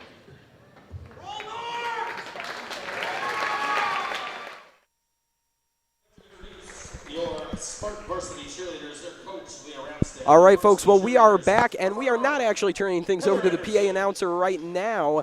We will be going to commercial for a brief word from our sponsors, so stick around, folks. We'll be right back after these short messages. This broadcast is presented by American Family Insurance, Ken Craft Agency, Bell Bank, Butler Machinery Company, the Fargo Jet Center, First International Bank and Trust, Form Communications, Luther Family Buick GMC, Master Construction, Moore Engineering, Netrix IT, Northern Improvement Company, Off the Wall Advertising, Robert Gibb and Sons, Sanford Orthopedics and Sports Medicine, Shields All Sports in Fargo, and TCI Insurance. Good evening, folks, and welcome back to North Dakota High School boys basketball action. I'm Jed Thomas alongside Max Bush as we're getting ready for this matchup between the Fargo North Spartans and the Fargo Shanley Deacons. And folks, once again, our apologies for that little error a few minutes ago, as we do always forget that the national anthem and prayer were done before the girls' game, and they're not done before the boys' game, as it is a doubleheader. But that's okay, because that means we're just getting to the action that much quicker. And what action it will be, what a night it is, Max. You know, we got senior night here for Shanley. We got a packed house as there's the benefit for Coach Steve Jacobson of the girls' team going on in the other room. Just a ton of things happening tonight. And on top of all of that, we've got this incredible game. And, you know, Max, we talked about the overtime history between these two schools a little earlier. Could you fill us in on kind of what that means? Well, you know, Jed, the past 2 years, I think they've gone to overtime 2 out of 3 games, so they just don't like to settle things in regulation, as we've said. But, you know, tonight, it's just going to be a very emotional game for the seniors, obviously, because it is senior night. And also, this could be a big deciding factor. This game could be a big deciding factor in the EDC rankings coming, or as we're coming down the home stretch here, getting ready for the state tournament. And it could be a deciding game, which could tie them up in the EDC rankings. And it's going to be a great game, I can tell you that. That is for sure. As you said, Max, a lot of pressure on tonight. So many different things going on. The bright lights come on, and these games are always fun because we get to see who steps up when that pressure comes on. You always know both teams are going to have those players who come in and they fill that big role when it needs to be filled. So we'll see who those guys are tonight. We mentioned it's senior night, and you'll notice an all-senior starting lineup out there for the Deacons. A nice nod there from Coach Burns to his senior class. And with that tip, we are underway as it's Peach bringing the ball up for the Spartans. Some quick passing here as Kerr has it on the near side. Now Holler back over to Peach. Peach had the double team, goes to the corner. The Spartans cycling out along the perimeter. Holler there trying to direct traffic. Instead, he goes right back to Peach, then over to Kerr, who throws a contested three that had too much behind it. And Jake Reinholtz pulls down the rebound. Reinholtz now bringing it up for the Deacons. Goes over to Bird. Bird back out top to Seafelt. Seafelt then over to Reinholtz. Reinholtz all the way back over to Bird. Bird now driving along the baseline, wheels around, throws an awkward pass there, looking like he was going to Reinholtz. Came at it from a tough angle, and it went out of bounds as no one was there. Holler inbounds to Peach. Peach has Yagi on him. Tries to go far side. Yagi right there, keeping with him. Peach just about lost his handle, has to pick it up and then throw it over to Holler. Holler then to Kerr. Kerr going over to Sherrard. Sherrard over to Peach. Then back out top to Kerr once again. North not finding a lot of penetration here against this Shanley D. They're kind of just moving this thing along right outside the three-point line. Holler again going over this time to Majeka. Majeka gets two though, and it's an early 2-0 lead for the Spartans with 16:39 left in the first. Reinholtz over to Bird. Bird back out to Reinholtz. They move back and forth with that one. Still going. Bird looking, and he'll throw over to Seafelt. Seafelt at the top of the key inside to DeKaiser. DeKaiser driving inside, tripped though, and then that ball is picked up and brought down the court by the Spartans as Peach goes up and gets two. So an early 4-0 lead here for the Spartans.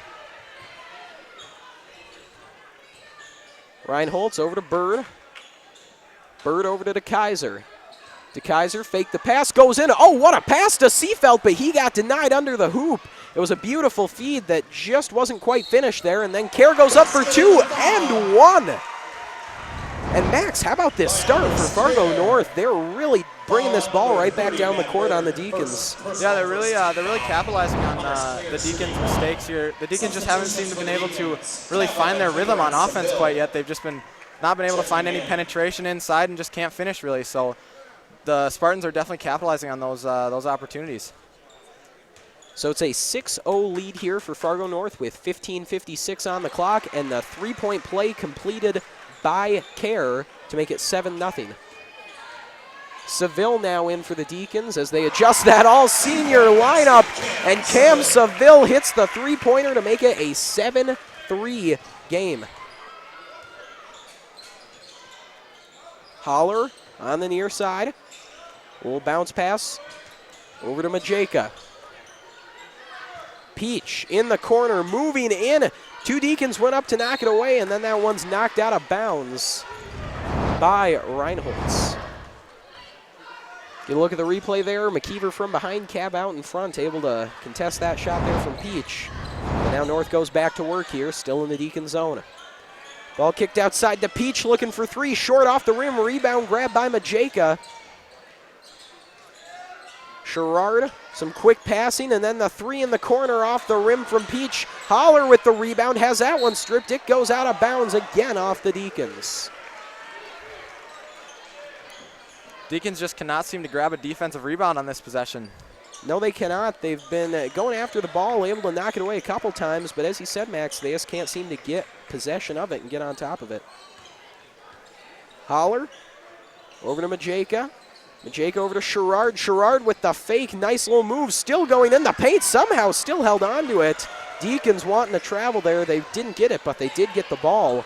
And now Seville on the near wing, moving inside, throws it out to McKeever. He fakes the three. McKeever caught in the double team, back out to Seville.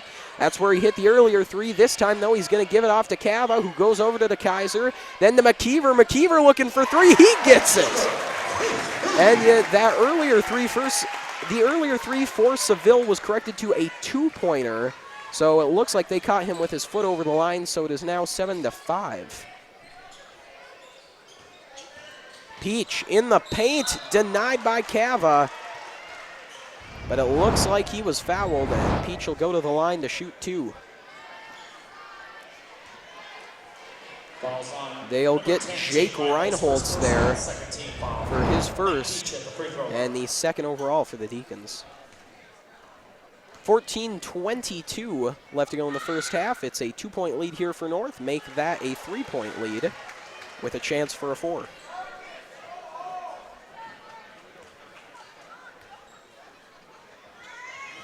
Matt Peach to make it a 4-point lead. He does. So 9-5 now the score in favor of the visitors. Reinholtz, the man who they called the foul on, with a great little bounce pass there over to DeKaiser, whose 3 has too much behind it. Cava with the great putback effort, still wouldn't go. And then Jake McKeever is there for his 5th point of the game. Majeka goes over to Peach. Peach on the near side to Sherrard. Sherrard has DeKaiser on him. He goes to Majeka. Majeka then to Kerr inside to Sherrard. Sherrard had that one hit the rim. I think a Deacon got a hand on it. Couldn't quite see, though. Seville has it for Shanley nonetheless, though, and now he's going to work here on the near side. Cam Seville moving around with it. Goes to DeKaiser. DeKaiser fakes it. Goes inside to Cava, then back out to Seville. Seville, a long 3, just off the money, though. And now the Spartans bring it back down court, leading by 2. Holler with Cava on him, goes to Majeka. Majeka with the fake inside, then kicks it back out. Sherrard has it at the top of the key. Peach over to Holler, then to Sherrard. Bounce pass inside to Majeka. Majeka got 2 guys on him. He gets 2 and 1. Great play in the paint there for Majeka. And this time they get Jake McKeever for his first and the 3rd overall for the Deacons. Caleb Chrisman now in for the Deacons as Justin DeKaiser checks out. Majeka knocks down the free throw. So it's 12-7 now in favor of the Spartans. A great start early on here for Fargo North, wouldn't you say, Max? Yeah, it seems like everything the Deacons have, the North just has an answer for it. McKeever there, able to get the 2. We'll see if North can answer once again. As you said, Max, they've done a good job of it so far. The lead is 3 now for them. Holler directing traffic. Sherrard now has it. He takes a 3 and drains it. So once again, North answers, and they do a little more than answer. McKeever got the 2. Sherrard said, hey, how about a 3? Seville inside, driving along at will. Moved along the baseline, gave it to McKeever. McKeever for 2, no good. Chrisman going for it. Cav able to tip it backwards, but no one there, and Holler picked it up. Holler now with Seville on him. Able to give it over to Sherrard, then back to Holler. Then on the near side to Kerr. Kerr to Majeka, and then to Peach. Peach outside to Holler. Holler throws up a 3, and he gets it. Fargo North shooting lights out from beyond the 3-point arc. My goodness, 17-9 now the lead for the Spartans. What an unbelievable start here. Closing at halftime in the boys' game. Silent auction will be closing at halftime of the boys' game.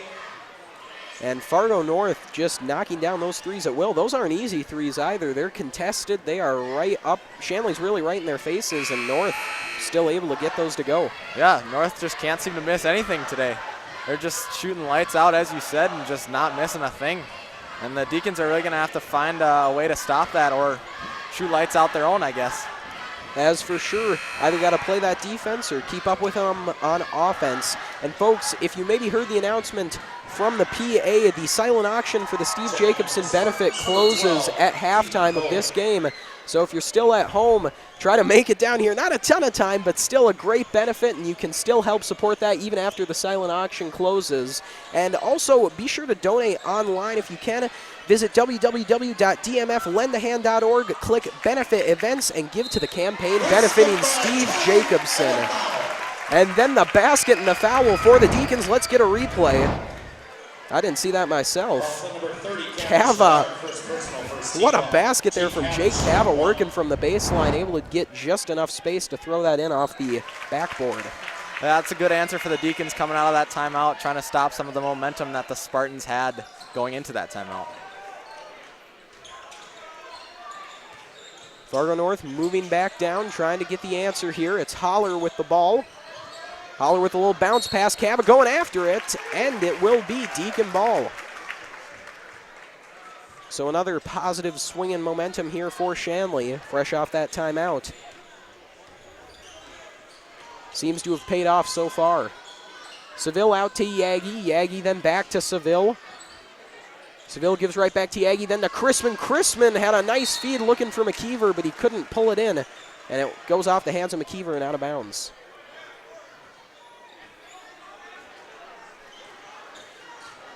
Hogue with it now for Fargo North. Over to Holler, then right back to Hogue. Hogue to Holler on the wing, then in the corner to Majeka, out to Peach. Peach in the paint for two, won't get it. He was traveling anyway though, so it's Deacon basketball.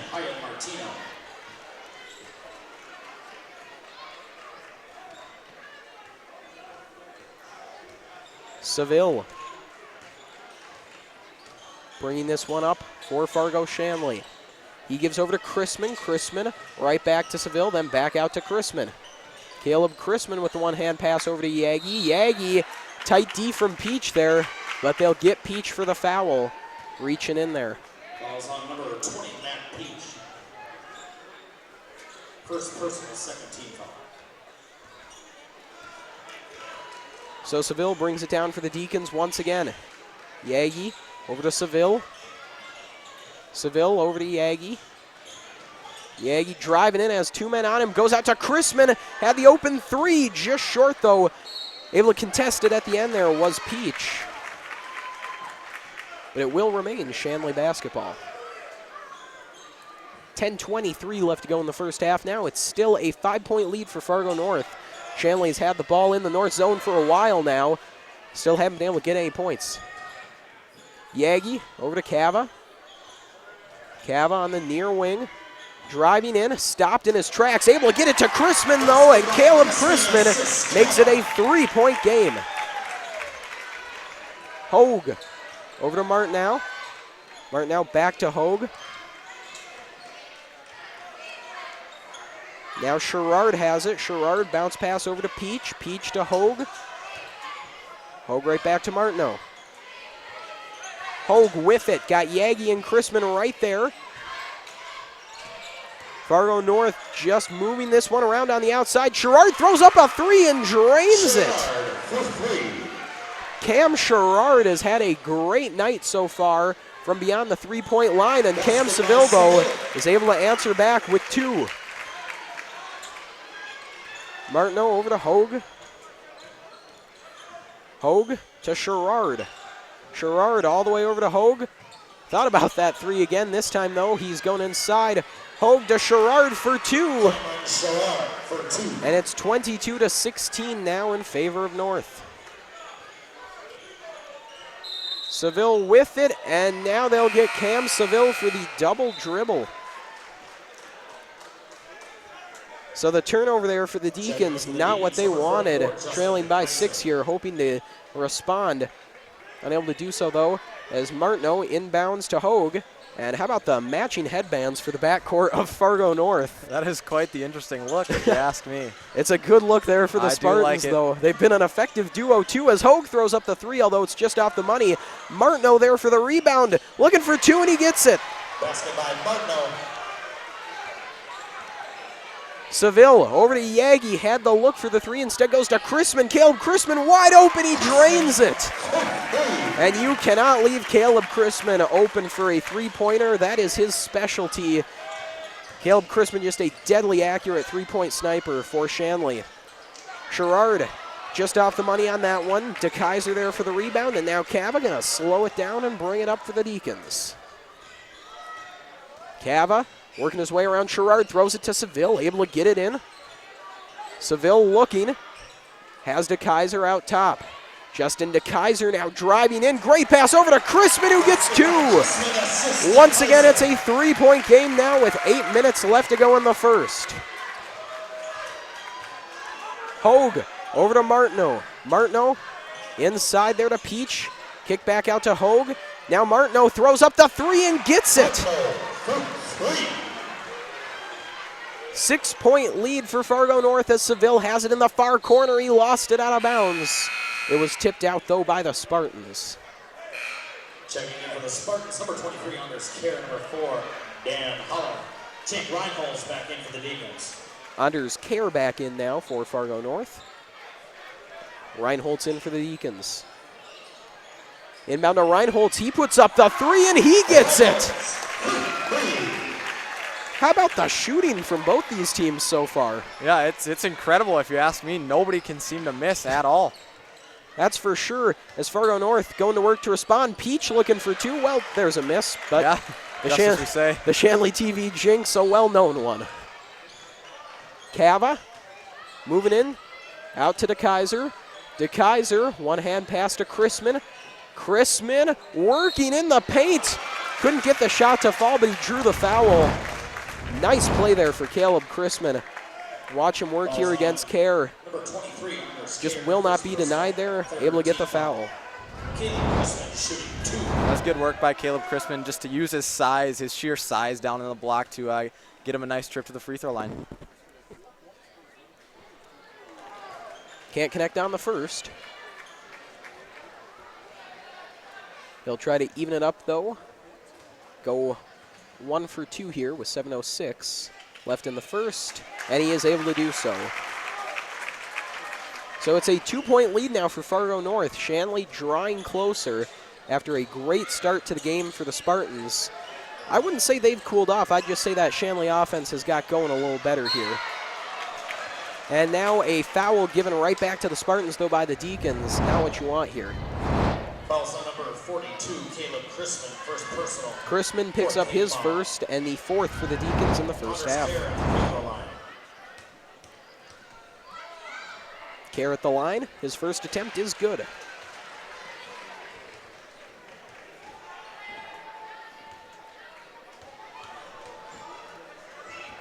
Care unable to connect on the second to Kaiser and Cava. Battle for the rebound. Doesn't really matter who comes away with it, though, there. Reinholz at the top of the key, thought about the three, instead goes to DeKaiser. DeKaiser over to Seville, had the open look. He'll cut back in, though. Go out to DeKaiser. Justin DeKaiser for three. He drains it. Tying the game up now at 28 is Justin DeKaiser. Usually working in the paint. He has had a great year, though, from three-point range. Holler now. Oh, Reinholz went flying in there.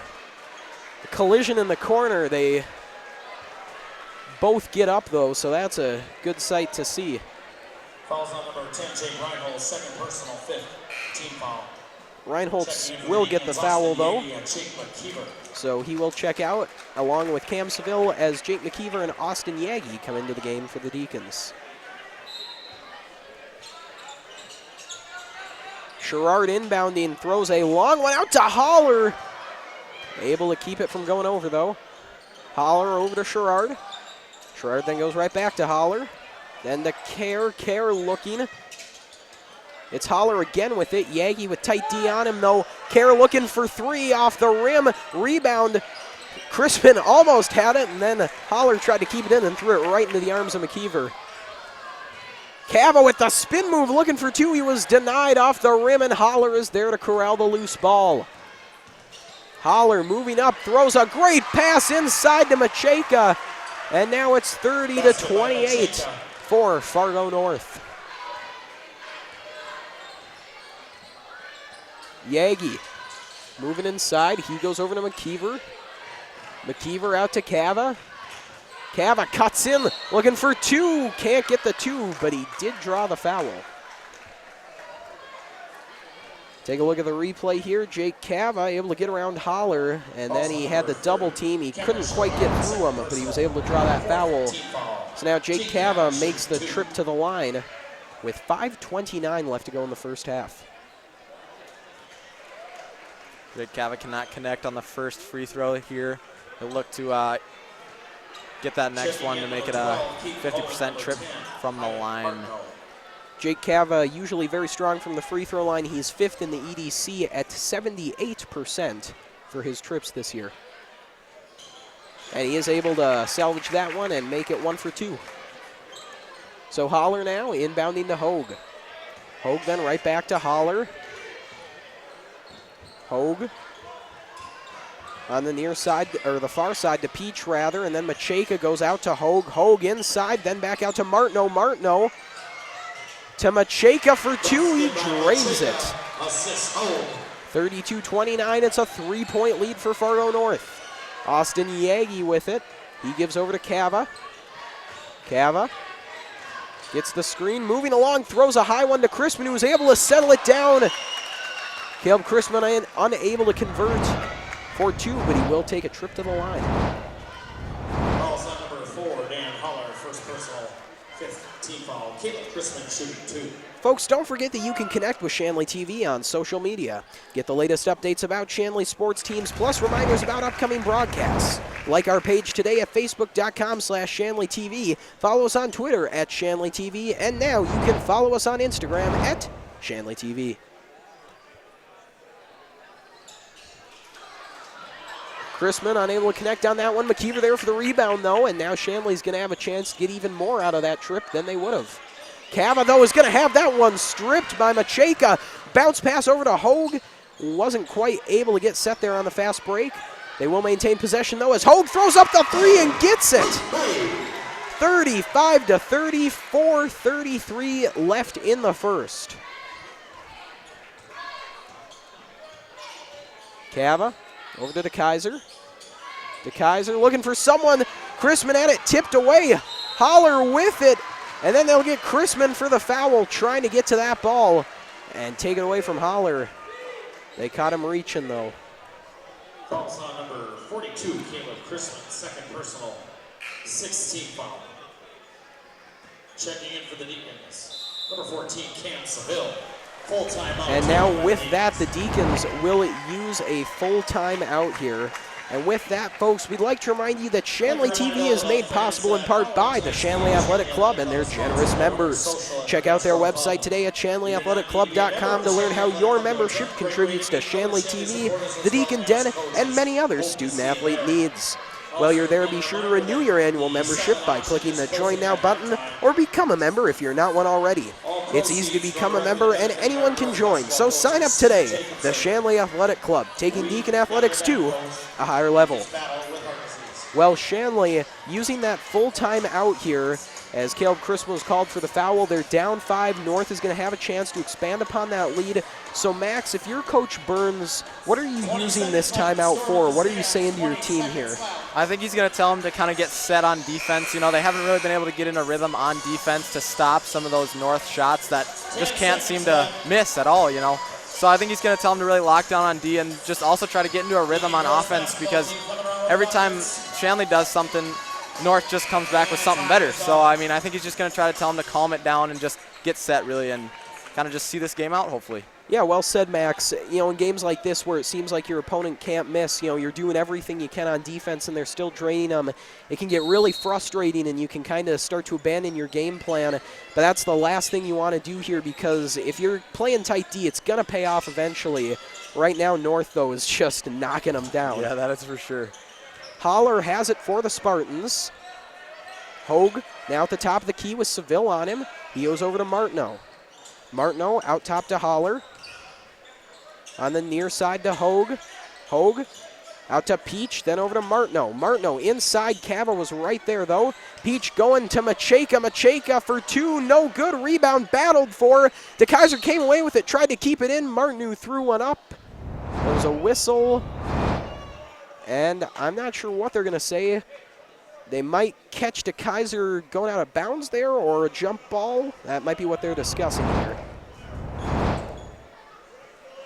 If it's a jump ball, I believe it would be Deacon basketball. Let's see if we can get a look at the replay. So they battled along the baseline, and then DeKaiser got tied up there with Hogue. And so I believe the call's a jump ball. Yeah, I'm not exactly sure what is going on, but in all things, it's the Deacons' ball. Yeah, so we know that. Yeah.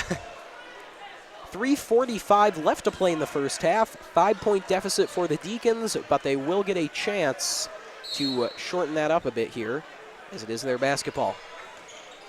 So Cam Seville brings it up now for Shanley. Out at the top of the key, he gives one over to McKeever. McKeever then goes right back to Seville, and then to Yagi on the near side. Bounce pass from Cava over to DeKaiser. DeKaiser for two, no good, just off the rim. Tough break for the Deacons. Peach coming down court, over to Hogue. Hogue out to Macheka, then to Holler. North continues to cycle this one, looking for a gap. Holler to Martineau. Martineau to Peach. Still waiting here, being patient. Hogue, though, just throws up the three and gets it. The deep three-pointer makes it a 38-30 game. Cava then goes to DeKaiser as the Deacons look to answer. DeKaiser driving. Lowered the shoulder. And Justin DeKaiser flashing back to football season there with that play. Fouls on number 44, Justin DeKaiser, his first personal. As he hits Peach there, and they both go to the ground. So that's the 7th team foul on the Deacons, though, so it is a number to watch now, putting Fargo North in the bonus.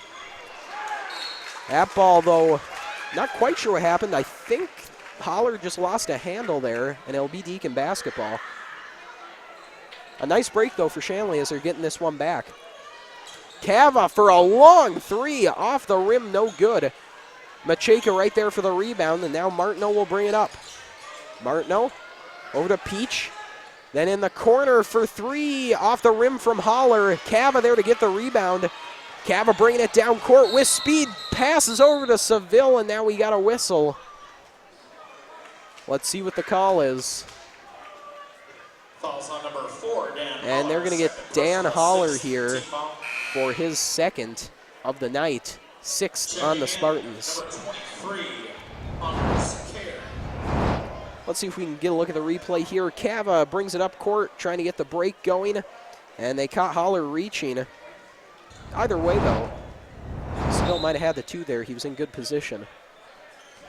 2:28 on the clock as Seville goes over to Yagi. Yagi all the way over to Cava. Cava, bounce pass to DeKaiser. DeKaiser, spin move out to Cava. Three, no good off the rim. Peach is there with it for the Spartans. Macheka over to Peach, out to Hogue, then out to Martineau. Martineau up against Seville. He goes over to Kerr. Kerr along the baseline, caught up with Cava. Macheka has it. He goes past Cava. Unable to get the two, though. Rebound grabbed by Yagi, and I think the Deacons wanted a charge there. Seville controlling it for Shanley. DeKaiser goes inside to Cava. Cava has the double team on him. Cava has it now outside. Along the perimeter, almost lost it, got back to it, just throws up a desperation shot there. Yagi able to get the rebound, though, and then DeKaiser has that poked away, but Cava's got it for the Deacons. DeKaiser just shoots the three with the shot clock winding down, but he was fouled on the shot. And he is going to shoot three there as he was fouled by Hogue on the three-point attempt. So a great break for the Deacons, and what a series of events. Fargo North was putting all kinds of pressure on Jake Cava. Then the ball was tipped. Cava got back to it. Bit of hot potato went down on the court. And then you can see the foul there on DeKaiser. So coming out of the replay, we rejoin the action with DeKaiser having just missed his first attempt, but making his second right there.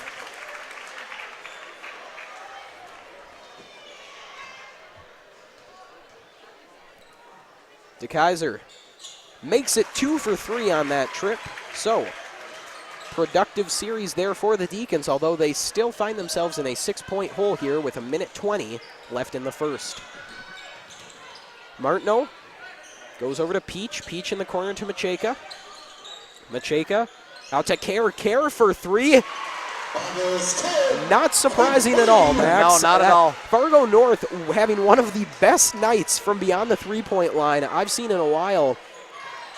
And, it's not surprising. Obviously, North, a very good basketball team. They're right there with the Deacons in the middle of those EDC standings. We've seen them hit threes before this season, but I don't know if I've seen a team really this year hit this many this consistently. Great play on the ball there by Hogue to keep it alive for the Spartans. And another three-pointer makes it 44-32. Seville bringing it up court now for the Deacons. Throws it over to Yagi. Yagi out to Cava. Cava, he wants that 3. Try to get the Deacons back in. Gonna do the smart thing, though. Keep it moving. Although just like that, Seville has it stripped. And now North can let this thing wind down. The shot clock is off. There's just 10 seconds left to play here in the first. Yagi putting the pressure on Martineau. Martineau goes out to Kerr. Kerr for 3, just off the rim. 3 seconds left. Yagi heaves one from half court, just off. And just like that, North jumps out to the 12-point lead right before halftime. And how about that momentum shift? I mean, obviously, North led a large part of that first half, but it was pretty close there with about a minute left. And then all of a sudden, they just go off to make this a 12-point game. Max, how big is that momentum headed into the second half now? Well, that's huge, actually, for the Spartans because, I mean, obviously they're shooting lights out and they're going to want to continue doing that. And with that momentum, I think there's nothing else they can do but shoot even more lights out, I've never seen anything like it. They just cannot miss. It's well said. We might sound like we're repeating ourselves a lot, but it is just quite the story here. And all the more impressive, I think, when you consider the absence of Fargo North superstar Simon Sem. He's in the top 10 of 8 of the 10 stat categories in the EDC. He's the leading scorer per game in the EDC. Just one of the best players in the state, without a doubt. And so when you look at what Fargo North has done here tonight without him, it is just unbelievably impressive. Really great first half there for the Spartans. As we were saying, Shanley also playing a great first half, just very tough to keep up with the things the Spartans are doing. All of a sudden down 12. It's a bit of a deceptive lead, though, as it does have that big lead, but Shanley has been right there all game long. So if North can go on a cold streak here, maybe not hit a couple of threes, something we haven't seen yet, but if North goes on a bit of a cold streak and Shanley can keep this offense up, I think this game could tighten up pretty quick to start the first half off. Now, in halftime, we are having the Shanley Athletic Club Hall of Fame inductions as they're assembling down there, so we will go to that right now. Wayne Blanchard, Carlos Callahan, Rich Callahan, Sid Sitchie, Ken Collins, Terry Dahl, Harley Danielson, Jim Deutsch, Kathy Dietz, Jim and Bonnie Fowler, Roger Fenstead, Tom Fitzgibbons, Peg Gilbertson, Bob Helverson, Doug Pushka, Vern Jacobson, Orv Kelly, Bob Kochman, Sylvia Lensky, Murray McManus, Ruth Mickelson, Randy Nelson, Ron Royson, Leo and Gail Rigney, Wayne and Denise Sargent, Jim Salvador, Bill Sorensen, Earl Sorensen, Al Sickup, Bart Sturdivant, Eugene Sweeney, Adam Thiel, Sandy Thiel, Jim and Katie Trainer, Mark Walker, Dick Weedick. Thank you all for your years of service.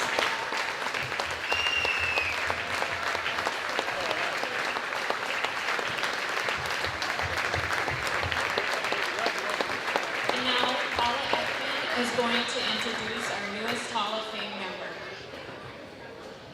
Our newest Hall of Fame member, we are going to recognize him formally at the social this evening at the Gastropub that everybody is welcome to join us. Our new Hall of Fame member is a fixture at Shanley. He's been on the Shanley chain gang, working the football games for the last 10 years. He has been working the shot clock at all the basketball games for the last 15 years. He served 7 years on the Shanley Athletic Club. He and his wife, Joan, put 4 kids through the JP2 school system, and we are really proud to recognize Myron Bauer.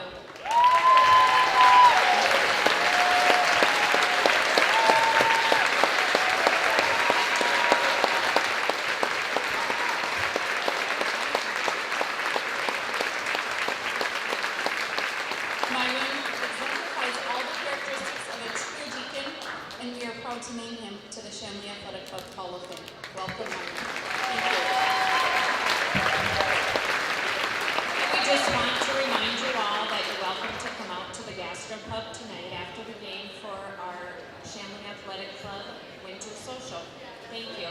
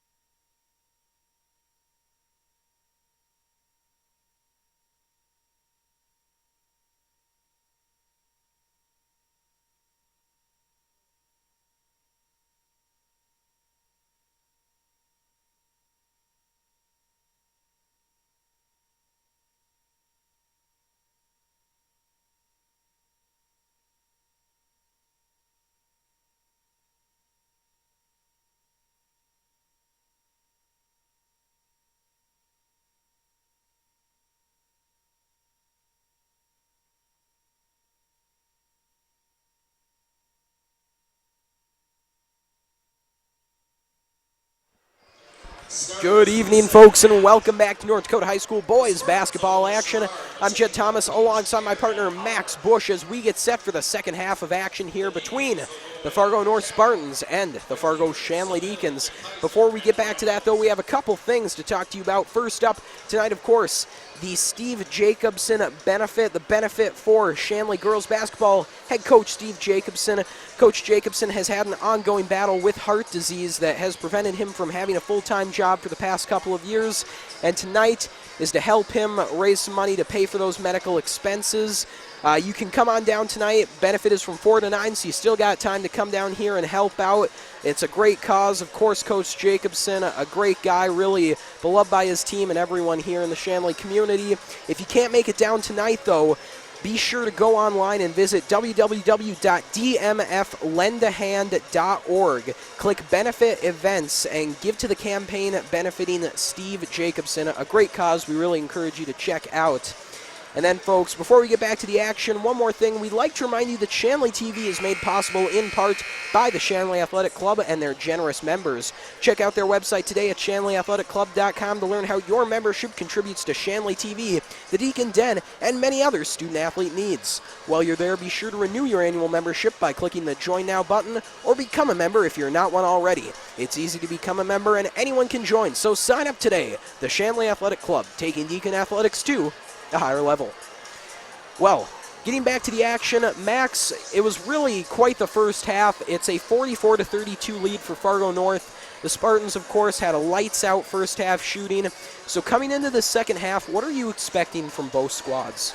Well, I think in the locker rooms, both coaches were kind of talking about defense, which there's been defense, I guess, but not as much as most games because obviously there's been a lot of shooting. So I think both coaches were kind of talking about locking down on defense and trying to stop the other team from scoring, which is really the main goal you have aside from scoring yourself. So I think they're going to really tell them to lock down on D and try to keep the points to a minimum. I think that's a good analysis, Max. I think we might see a bit of a tighter second half, or you never know, it might just be a whole lot more of the first.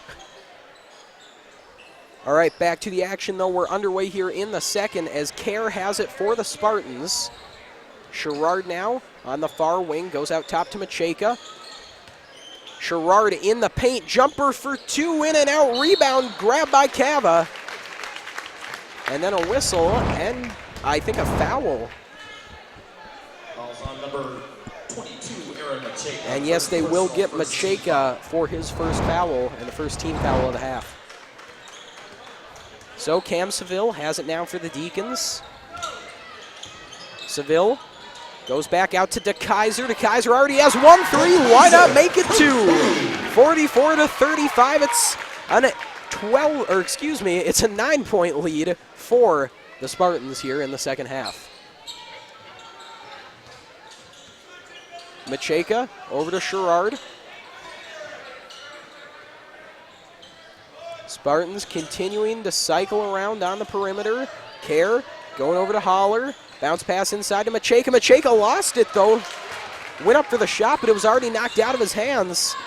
And now Reinholtz brings it down with the spin move, looking for two. Couldn't get it to fall, but he was fouled. So already a little more defense here for the Deacons than we saw in that first half.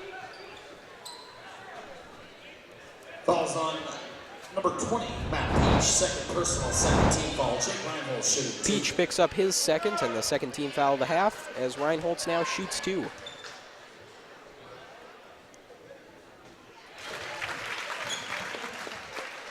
And folks, at this time, we'd like to wish a happy belated birthday to longtime crew member Mike Slash, as we like to call him, Azaro. Happy birthday, Mike, and thanks for all your hard work for Shanley TV. So Reinholtz able to capitalize on that trip to the line and is now a 7-point game as North looks to answer. Sherrard at the top of the key, throws one into the corner to Macheka. Back out top to Holler, then over to Kerr. Kerr inside looking for Macheka. Off his hands and into the hands of Justin DeKaiser. Again, the Deacons getting that ball back. Seville over to DeKaiser. Another three, this time off the money, but the rebound grab by Seville. Seville then looking for Reinholtz just out of his reach. So Shanley unable to get any points out of that one, but still a much better start to this first half than they did when they started excuse me, a much better start to the second half than their start to the first half. There we go. Holler, bring it up court, over to Sherrard. Sherrard, long pass. Over to Peach, who lost it on the ground, but it was then picked up by Macheka as DeKaiser came in to contest that three from Sherrard. Loose along the baseline, grabbed by McKeever, and then handed off to Seville. Seville up to Cava. Shanley moving fast here, trying to get some quick points as Cava drives through a couple of defenders and gets two. The lead now just 5 for the Spartans. As Hogue has it, and now a timeout taken by Fargo North. So Shanley doing exactly what they wanted to here. It's just a 5-point lead for Fargo North. They forced them to take the timeout. Max, how about this start for Shanley here? Yeah, it's almost a picture-perfect start for the Deacons as they cut the lead to only 5 for the Spartans, and they just came out firing, and they came out with a high intensity, which I really think kind of caught the Spartans off guard as they weren't really running up in transition much in the first half, and they just kept running and gunning, and they got a quick 7 points to cut that lead. So they were doing really well to start the half. Yeah. And so Fargo North now taking a full timeout here, trying to catch their breath. As you said, I think they were caught off guard a little bit by the high energy play so far of Shanley. With this timeout, though, Fargo North probably hoping to settle down a bit. Now they've seen what Shanley's bringing here in this second half, and we might see an adjustment, and maybe this game evens out a bit more like the first. Well, yeah, and as we said at the beginning of the game, these two teams do have an overtime history, and with that lead being pulled back, you never know what might happen towards the end of this game. Very true, Max. You never know. These two teams, such a long history of close games. Even when they don't go to overtime, they're right to the wire. And those are the most fun, so we're happy with what we've got here.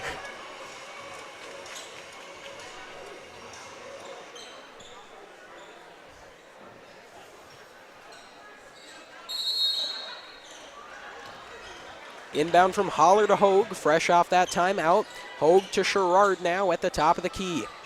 Sherrard faked inside, instead goes to Peach. Peach bounce pass to Macheka. Macheka with McKeever on him, works out of that. And then the ball's cycled over to Hogue on the near side. Hogue out top to Holler.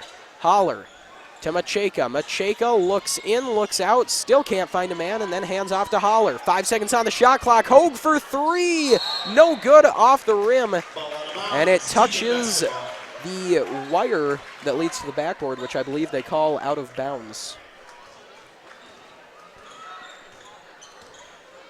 Deacon basketball now with 15:15 left in the game. DeKaiser out to McKeever for three. McKeever gets it. 2-point game now with just over 15 minutes left. Hogue now with it for Fargo North. Still looking for their first points of the second half here. A shocking statement when you consider what they did in the first. Macheka out to Peach. He's off the money. Still driving his Peach. And they're going to get him for the charge. What a way to start the second half for the Deacons here, Jed.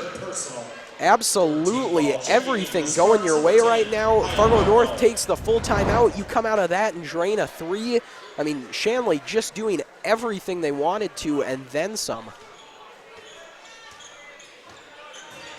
Seville directing traffic. He goes over to McKeever. McKeever then over to Cava. Cava back out to McKeever, out top to Seville, over to Reinholtz. The ball makes a full trip around the court and then goes right back out to McKeever. Seville to Reinholtz, makes a man miss, in trouble with the double team. It was poked away, and they get Hogue for a foul. Already 4 fouls on the Spartans here.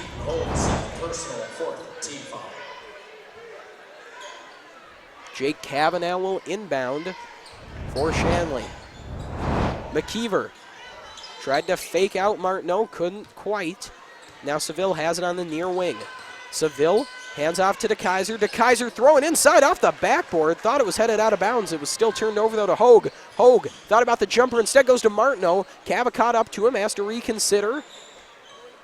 Hogue now to Sherrard out top. North slows it down a bit now. Hogue back out top. Still moving now. Sherrard has it. Sherrard looking for two. He's blocked by McKeever. Rebound grabbed by Hogue, though, but stripped by Cava. Cava now brings it up. Shanley trying to tie it up. Cava for two, no good. But again, he draws the foul, and that is now the 5th foul on the Spartans in the second half, and there's still 13:41 to go. Third personal, fifth. Yeah, really everything going right for the Deacons here. Starting the half off on a 10-0 run, I believe. And Cava probably looking to make it a 12-0 run and tie this game up. Halfway there. Get a look at the replay here. McKeever's block, and then the following strip there from Cava. Cava just short on that one though, so it is a 1-point game. Reinholtz tried to knock that one away from Holler. Sherrard. Ball finds its way over to Hogue, then to Martineau. Martineau in trouble with that double team, out to Hogue. Hogue out top to Sherrard. Sherrard for three, and North gets on the board the only way they know how, with a three-pointer. Seville over to McKeever. McKeever to Cava. Cava has that one intercepted by Sherrard. Sherrard bringing it down court, one man to beat. He tries to go over Seville, and he does.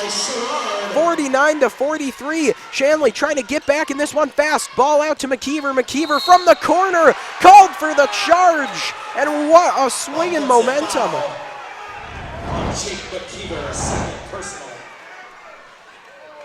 Seville out to McKeever. And then they get him for the charge. Substitution number 23, Anders Kerr. Kerr comes in now for the Spartans, as Hogue has it and gives right back to Holler. Holler on the near side up against Reinholtz. Out to Sherrard. Can he get another three? Yes! Sherrard with every point in this second half for the Spartans so far. Seville to Reinholtz, then to McKeever. McKeever back to Reinholtz. They move that one back and forth. Reinholtz then goes to Seville. Bounce pass into Cava. Cava again with the double team. Won't go. Gets his own rebound and then gets two. 12:15 left to go now as the Deacons trail by 7. Sherrard on the near side. Out top to Holler. Then over to Macheka. Then to Kerr. Holler has it out top. He goes to Sherrard, who is absolutely on fire in this second half. And how about Kerr joining in on that one to make it 54-45.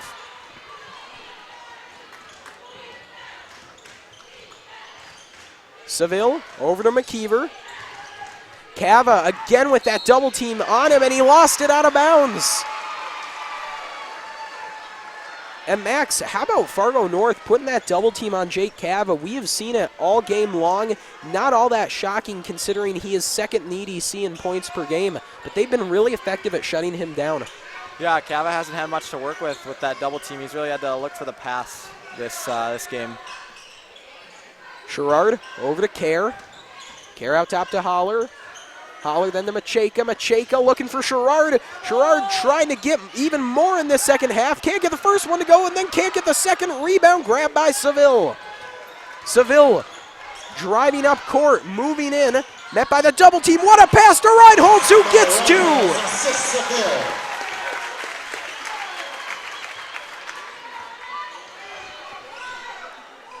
Hogue with it now for the Spartans. He's up against Seville. Hogue able to thread one inside to Macheka. His two ball though won't go. Shanley once again there for the rebound. And now 10:47 remains in the game. Reinholtz, what moves? Looking for two. He gets it and one. Jake Reinholtz. Look at the moves. Jake Reinholtz, one of the shiftiest players in the state. He can just stop and start and make you miss all across the court. So Reinholtz can make this a one-possession game. That one, though, in and out, and so nothing from that one. Well, that trip to the line, he still got the two. Sherrard on the near wing. Out to Hogue. Yagi covering him. Hogue goes out to Macheka, then to Sherrard. Sherrard over to Macheka. Along the baseline, won't go.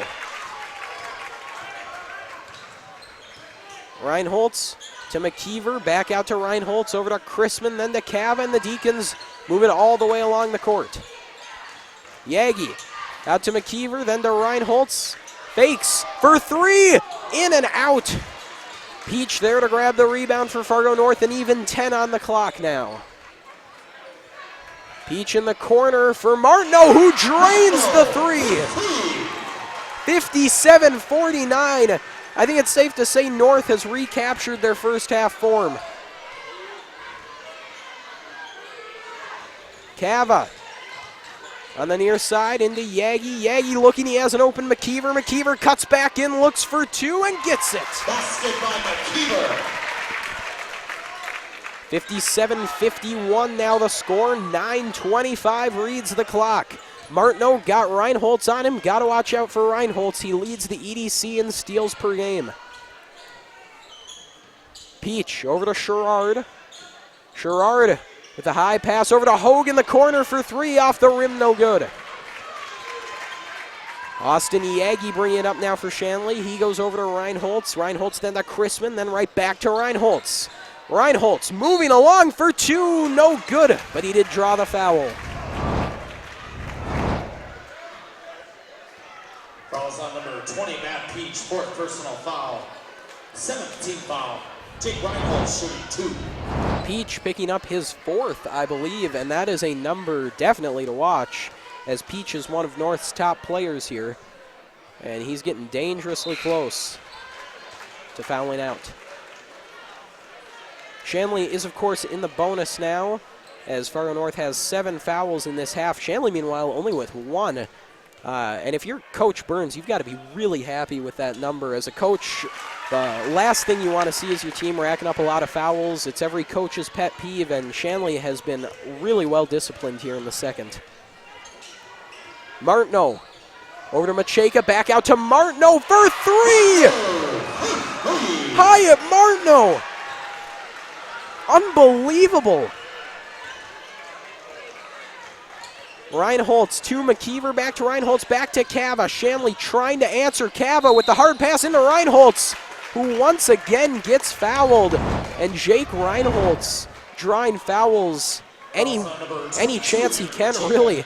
Second personal foul, 8th team foul. Jake Reinholtz shooting 2. Reinholtz shooting 2 now. These trips to the free throw line get bigger and bigger as this game goes on, because when you have a chance for these free points, you do not want to miss it. Cam Seville checking back in now for Shanley.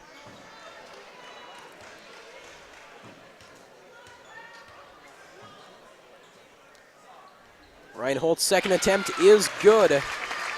Jake Reinholtz is 10th in the EDC in free throw percentage at 75%. So not shocking there, his productivity. And look at this, the steal for Reinholtz. He gets the 2. You know, Jed, that's why he is leading the EDC in steals, because he's getting a steal right there and some easy points. Coming in tonight, he had 57 on the season, averaging 3.2 per game. And as you said, Max, you can see why. Hogue inside to Martineau. A whistle and a foul on the Deacons, I believe.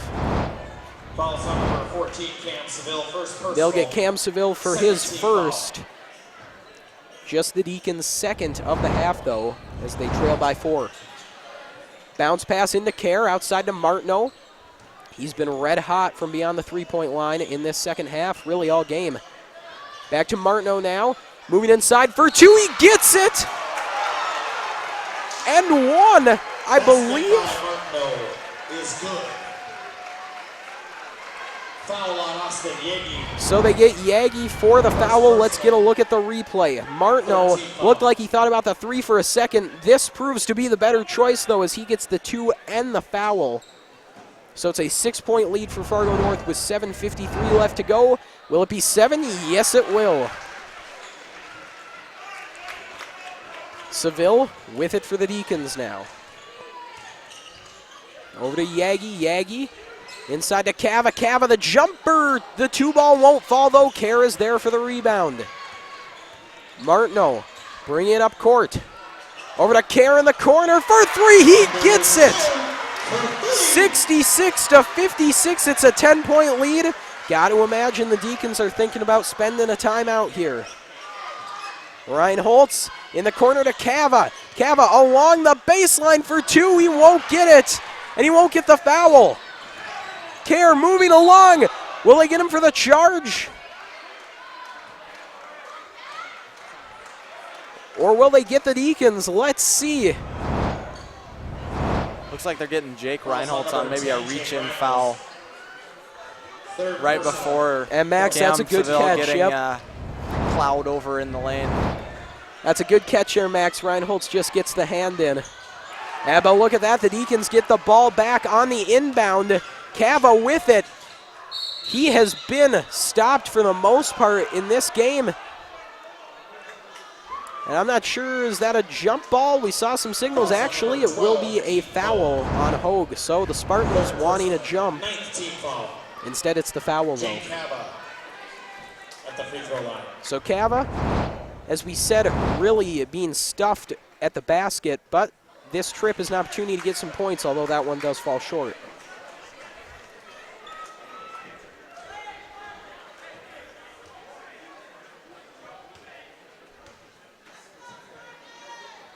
Cava's second, also no good. Uncharacteristic there for Jake Cava. Hogue has it for the Spartans, though, as Kerr takes it with Cava on him. Hogue into Macheka, who gets the 2. 12-point lead for the Spartans. The Deacons need anything right now. Reinholtz over to Cava, back to Reinholtz. Throws a long one over to Seville. Seville thought about the 3. Instead, he goes in and throws it to Chrisman. Ball goes out of bounds off the Spartans. 6:36 remaining, 12-point deficit for Shanley. Peach comes back in. He's got 4 fouls. So we'll be sure to watch for him here. He's got to be careful not to pick up his 5th. Reinholtz has it. He's looking, he's got Seville. Seville inside to Chrisman. Chrisman up against 2 men. Blocked twice, maybe 3 times somehow. Almost came away with it, but North able to get to the ball. Hogue then throws it over to Martineau. Wide open 3, just off the money. Martineau has hit some difficult 3-pointers. The wide open one, though, just off the mark. He's able to get the ball back, though, as they get Seville for the charge. Yes, that will be the call. Number 14, Cam Seville. So Cam Seville picks up his 2nd, the 5th for the Deacons. Get a look at the replay there. Seville doesn't like that one. Nonetheless, though, the Deacons go back to work. Try to get this ball back with 6:08 on the clock. They're not quite in crunch time yet, but it's getting close. They could use some points here. Big thing, though, right now, they got to try to stop this Spartans offense. Sherrard throwing it over to Peach. Peach inside to Macheka. Macheka for 2 off the rim. McKeever's there to get the rebound. Cava bringing it up court over to Reinholtz. Reinholtz throws it back out to Cava for 3. There's Jake Cava getting into this one just when they need him to, making it a 9-point game. Jake Cava, one of the best 3-point shooters in the EDC, as that ball goes out of bounds off the Spartans. And now Fargo North is going to take a timeout as the Deacons start to get some momentum here. That's a full timeout for Fargo North. Max, how about that momentum now? Coming back a little bit to the Deacons here. Yeah, wow, just a huge switch in momentum kind of throughout the whole second half. It was at first it was the Deacons, then it was the Spartans, then the Deacons, and it was just back and forth, back and forth. But now I think the Fargo North coach is definitely calling that timeout to kind of stop some of the Deacons' momentum, as they were definitely looking to pick it up after that 3 by Jake Cava and then that steal kind of by Cam Seville. So I think he's definitely looking to calm it down for his Spartans. I think the biggest thing maybe for the Deacons there was getting that 3, but who got it? Jake Cava. If he can get into a rhythm, he is just so dangerous. He can attack you from anywhere on the court. just really a great weapon for Shanley. As we said, they've been putting that double team on him, trying to stop him. But if he gets into that groove, it might take 2, 3, or 4 guys to slow him down. Yeah, Jake Cava, he's second in the EDC in points with 21.5 points per game. So that's definitely a stat to watch as he'll look to kind of catch fire coming down the stretch of this game and try to bring his Deacons up on top. All right, well, we'll see what they can do out of the full timeout. North, meanwhile, as you said, Max, just trying to slow that momentum down. Obviously, very capable of taking this one home. They can, they could honestly just keep hitting these threes until the buzzer sounds, but they got to be careful because Shanley, as we've seen, can come right back into this one in very little time. Cava, a long inbound to Seville, and now Seville will go to work from deep in his own territory. Seville moving in, looking for 2. Will he get it? Off the rim, no good. Rebound, fought for, and then grabbed by Peach. Peach with Cava on him. Seville able to poke it out, and they'll get Seville for the foul. Take a look at the replay here. Cava comes in, locks down on Peach, and then Seville. Yeah, they get him hacking the arms there. He was going for the ball, but he just kind of whacks the forearms there. Yeah, that's Cam's third foul, of this half, so that's a number to watch as well. For sure. Shot for 3! DeKaiser fouls him, and you can see Justin DeKaiser running into Sherrard there. Wanted to argue it at first, but he understood. Came flying in, couldn't quite control himself. Yeah, it looks like he got the tip clean, but I think the body came through and really got Sherrard on that, so he'll have 3 free throws now, I guess. So a tough break for the Deacons, although Sherrard unable to capitalize on the first one. This is a big trip to the line here for North, as this is 3 free throws. You can really build your lead here as Sherrard's able to capitalize on his second.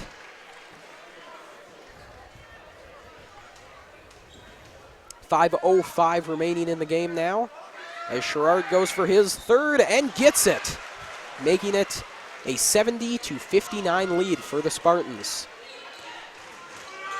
Reinholtz over to DeKaiser. DeKaiser back to Reinholtz, then over to Seville. Seville out to Reinholtz.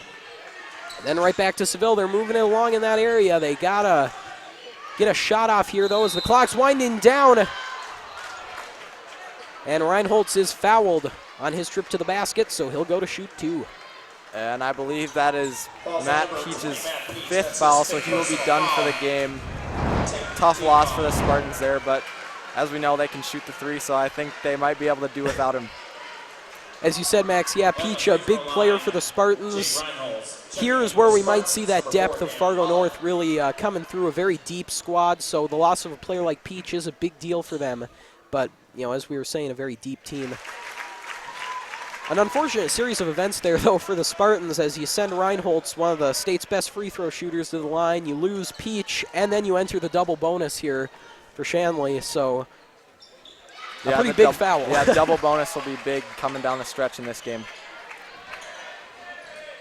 9-point lead now for the Spartans. Shanley putting that press on, trying to get this ball back. Ball goes out of bounds off of Jake Reinholtz, with 4:40 remaining in the game. Holler inbounding. Martineau back out to Holler. Holler gives over to Hogue. Seville on him. Now out to Sherrard. Sherrard, bounce pass to Macheka. Macheka has that one intercepted, though, by McKeever, and then given off to Reinholtz. Reinholtz surveys, moving in for 2. It's blocked. A huge play there for the Spartans, able to take that one away from Reinholtz as Hogue brings it down the court. Hogue fires a 3 off the rim, no good. Reinholtz grabs the rebound. Reinholtz able to get away, and he was fouled. So Jake Reinholtz heads back to the line. And I don't think anyone has gone to the line as much as Jake Reinholtz tonight. Done a tremendous job drawing fouls. Team foul. Jake Reinholtz shooting 2.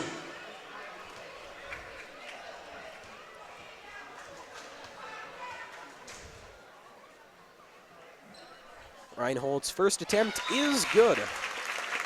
Honors care back in for the Spartans. And I believe Dan Holler picked up his 4th foul, so that's also a number to watch as he is only one away from fouling out. That's big for the Spartans.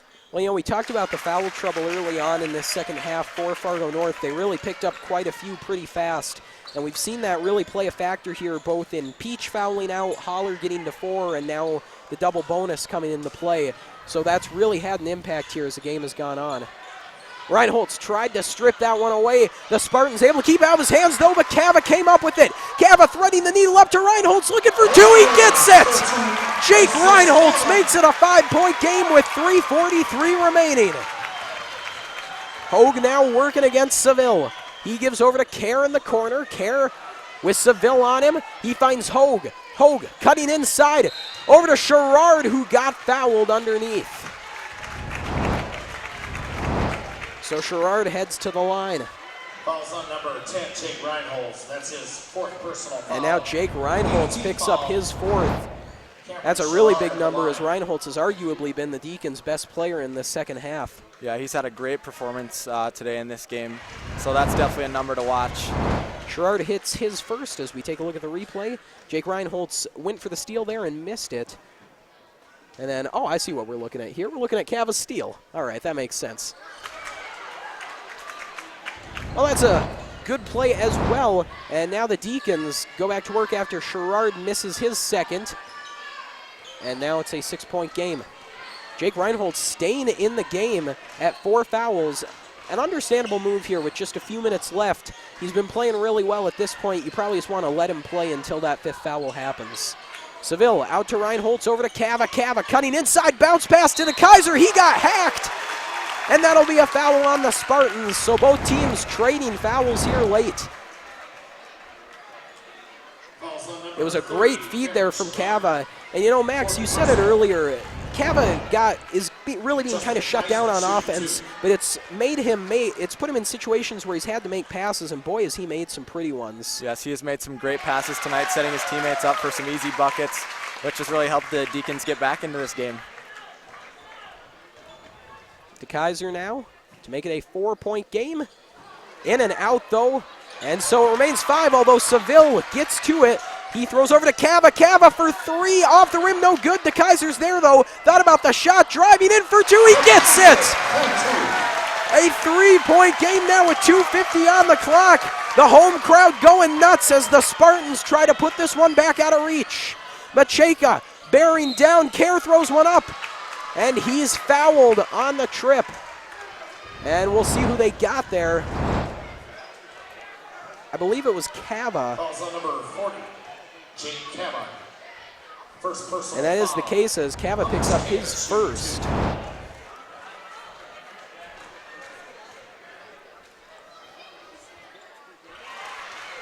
Kerr hits his first. Now trying to make it 2 for 2 with 2:42 to go. On the second, that one is also good, so a clutch performance at the line there for Kerr to make it a 5-point game. Reinholtz brings it up now. Over to Seville on the wing. Seville back out to Reinholtz. Thought about going over to De Kaiser. Now he does. De Kaiser looking. Has a couple men on that far side. Seville shoots for 3. Just short off the rim. Cava tips it out. McKeever then to Seville. Seville moving in. Throws it out to Cava. Cava for 3. In and out. Reinholtz there. It's tipped, fought for, and then grabbed by Hogue. The Deacons putting the pressure on, but the Spartans able to get it out. Bringing it in. The shot for 2 wouldn't go there from Sherrard, but he was fouled. Let's get a look at the replay. Fouls on number 40, Jake Cava, second. Sherrard comes in, collides with Cava, and they get Cava there for the foul, his second. Sherrard has had a great night at the line so far, so not the guy you want to be sending if you're Shanley. First attempt, though, is no good. Well, yeah, Jed, and as you said, he's had a great night at the line, but also a great night from behind the arc, hitting quite a few threes in the first half, like mostly, but also like 3 or 4 in the second half. Just a great performance by him. No question, and Sherrard with that 6'5" height, almost unfair what he can do from beyond the arc. Really impressive, although just when we get done talking about how great he's been from the free throw line, he's unable to convert on those 2. 5-point lead now for the Spartans. Shanley back to work as Reinholtz goes up, couldn't connect. And the rebound grab by Kerr. A tough break there for the Deacons. They needed points on that possession as Seville deflects that one out of bounds. 1:46 left to go, 5-point deficit. The Deacons really need to keep the Spartans off the board here on this possession. If they can, that will be huge for them. Martineau looking. Reinhold's playing tight on him, and now a timeout called by the Spartans. A full timeout now. So Fargo North up 5. Shanley got 1:46 to work with. You need 5 points. You want to try to stop Fargo North here. What's your plan going forward now in the last 1:46? Well, Jed, recently Jake Cava has obviously been getting maybe just a spark maybe in his ignition, and he's going to want to get going for our game today to get the Deacons kind of going, and I think they're really just going to want to work their offense well so that they can get back into this game. Only 5 points, not a huge mountain to climb there, but as the Spartans are shooting lights out, it's going to be tough. And another big thing for the Deacons is the crowd factor, as you see Father Slattery leading the student section for Shanley. And how about that? If that doesn't get the crowd going, I don't know what will. That is fantastic to see.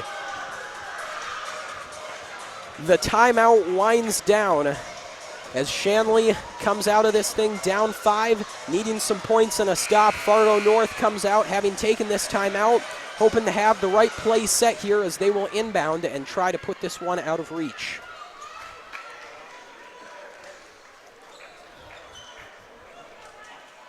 Inbounding now is Kerr. He surveys, Cav out in front of him, and he throws that one over to Martineau. Martineau from his own zone. Moving up, Reinhold's on him. Reinhold's got to be careful with 4 fouls. And then the shot for 2 drained by Sherrard. Continuing his great night. The Deacons with 1:30, they got to get some fast points here. Yagi has it, he goes over to Seville.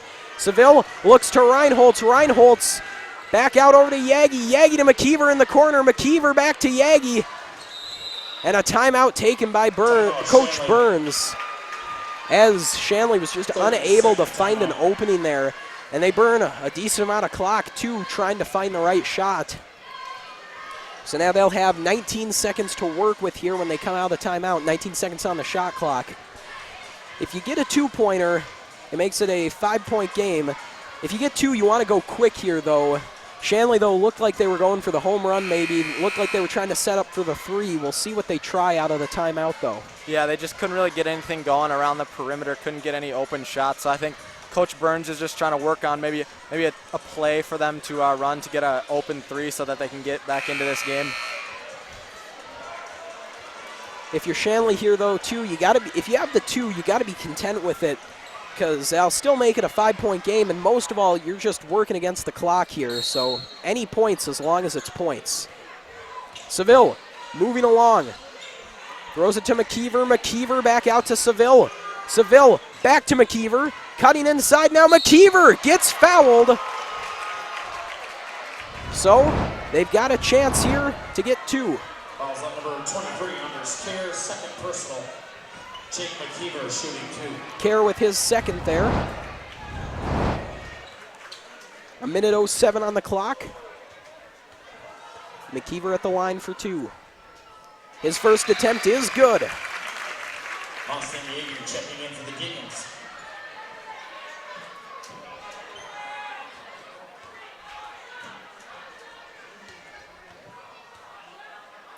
McKeever's second, also good. So a huge trip to the line there for Jake McKeever. As we said, any points really are good for Shanley in that situation, and they're able to capitalize on that trip to the line. Spartans looking to add to their lead here. Shanley fresh off that 2, ball loose on the ground. Jump ball called, and the Deacons will get it now with 52 seconds on the clock. That's big for the Deacons as they pick up a free possession, basically, and they're going to look to go quick here so they can cut down this lead. That's only 5. And something to watch here, Caleb Chrisman checks in, one of the Deacons' top 3-point shooters. Definitely a guy you want to have in the game in this situation. Reinhold's to Seville. Seville gets the screen, goes to Cava in the corner. Cava for 3, drains it! Jake Cava makes it a 2-point game. Martineau now up to Hogue. Hogue looking with 2 men on him, gets it back to Martineau. Martineau back over to Hogue. Hogue got the double team coming. Martineau just about lost it. They can really run this clock down, though. We'll see what Shanley's plan is. Driving along, they're going to get McKeever for the foul. They'll get him reaching on Macheka. If you're Shanley, though, you just need him to miss one of these. Yeah, this is a huge trip to the line for Machenka, as he can make this a 4-point game, which would almost make it a 2-possession game. Macheka's first attempt is good. Checking in for the Spartans, number 4, Dan Holler. Holler comes in now for Fargo North. He's been out for a while, having had his 4th foul for a long time. Shot clock is off at this point. 24 seconds on the clock. Macheka's second attempt is also good. A huge set of free throws there for Fargo North. And now another timeout taken by the Spartans. So Max, 24 seconds left. You trail by 4. If you're Shanley, what are you trying to do here? Well, if I was Shanley, I would try to get the quick 2 maybe. A real quick 2 so that you have maybe more than 20 seconds to work with, so that they can get maybe a quick foul, hope that the Spartans maybe miss a free throw, so it's only a 3-point game after that, and then just hope for the best, I guess. I would agree with that. You know, down 4. At this point, it's probably not worth it to just go for the 3 right off the bat, because either way you're going to need to get the ball back. And if you go in for the 2, you got a better chance of drawing that foul. So we'll see what Shanley does, though. We do know they have some great 3-point shooters on this team. Yeah, well, whatever they do decide, Jed, it definitely does have to be quick, as there is only 24.8 seconds left in this game. So. Absolutely, yes.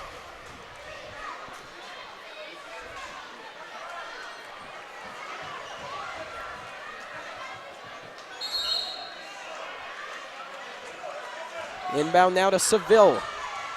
Seville moving it up court. Time winding down, 20 seconds on the clock. Got to do something with it. Ball over to McKeever in the corner. Seville going to drive in, looking for 2. He got fouled. So it's something here with 13 seconds left. Foul on number 12, Keaton Hole, 4th personal foul. Cam Seville shooting 2.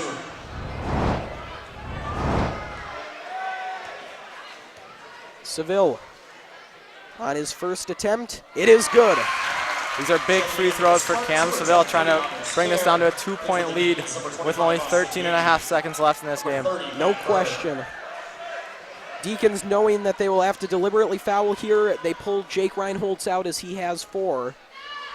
And now Seville hits his second. What a huge pair of free throws for Fargo Shanley as Cam Seville quickly fouls Hyatt Martineau. And so once again, Shanley just needs 1 to not go in. Well, actually, that is not the case. 74 to 77. I thought Seville made both of those. Maybe it's a scorekeeping error. Because it was 7. There we go. Okay, yeah. So yeah, all they right. just need him to miss 1 here. Our advisor for the night is algebra teacher Mr. Picard. So in the event of any math-related errors, we've got him. Yes, that is true. And right as we say that, Hyatt Martineau does miss his first one, which is big for the Deacons, as Caleb Chrisman checks in, who is a notorious 3-point shooter. They've got a chance.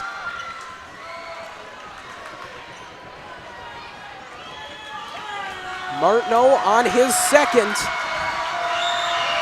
The stadium gets loud as it's in and out. Reinholtz grabs it. Shanley only needs 2. They got to go fast. They'll call the timeout. And so Shanley takes the timeout with 8 seconds left. A little slow to get that timeout, though. Yeah, maybe a little confusion there. I don't know if Jake Reinholtz was looking for Coach Burns to call it, or maybe Coach Burns was looking for Reinholtz to call it. But they did burn maybe a 1.5 seconds off in that confusion, which could be big coming down to the end of this game. So a huge trip to the free throw line there, as Martineau really having a fabulous night, has drained a crazy number of threes.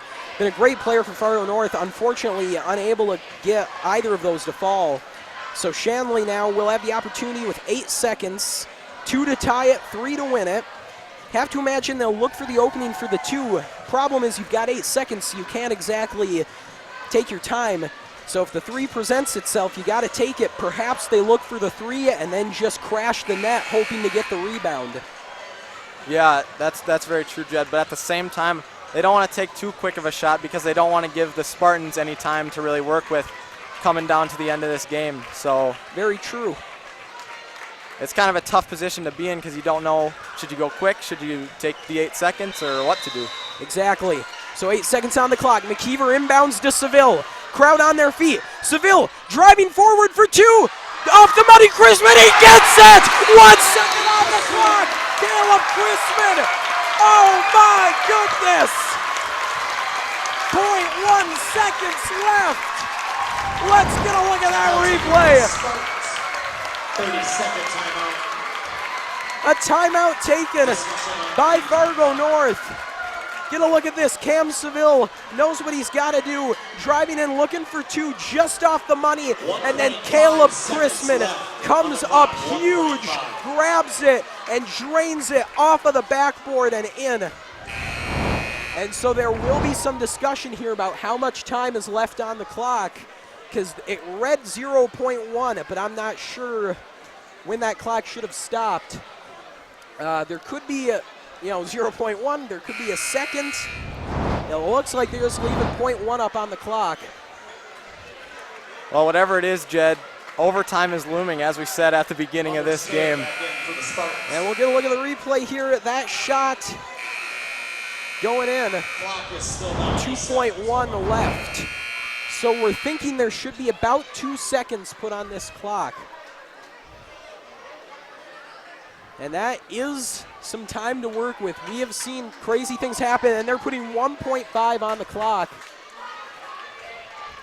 We saw 2.1, but those referees don't have instant replay, so a pretty impressive job at least getting that clock up to 1.5. All right, 1.5 on the clock. Martineau will inbound. Martineau looking. Quick inbound. The Hail Mary at the end. Oh, just off the mark. And if you're Shanley, you are taking a breath after that, because that was too close for comfort. Dan Holler just about made the play of the year there.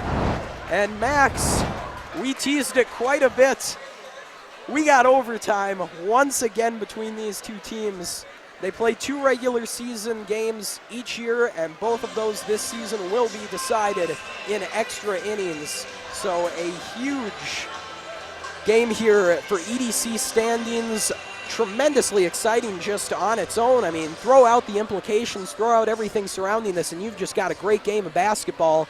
Then add in those EDC standings, add in the fact that it's senior night, and you got one heck of a game. Yeah, wow, it has just been so back and forth in this game. That's something like I've never seen. It seems like every time the Spartans went on like maybe a 12-point run, the Deacons just climbed right back, and then right when they climbed back, the Spartans had an answer for it. But no matter what, we're in overtime, so it was just a great game. It was a fun way to get here, and now we'll see if they can do it in just 1 overtime. Last season it took 3 at one point. That was quite the game. Wow. So, nonetheless, we'll stay with it as long as it takes. You never know with these two teams. But rest assured, both of them are going to be looking to end it here in these 4 minutes.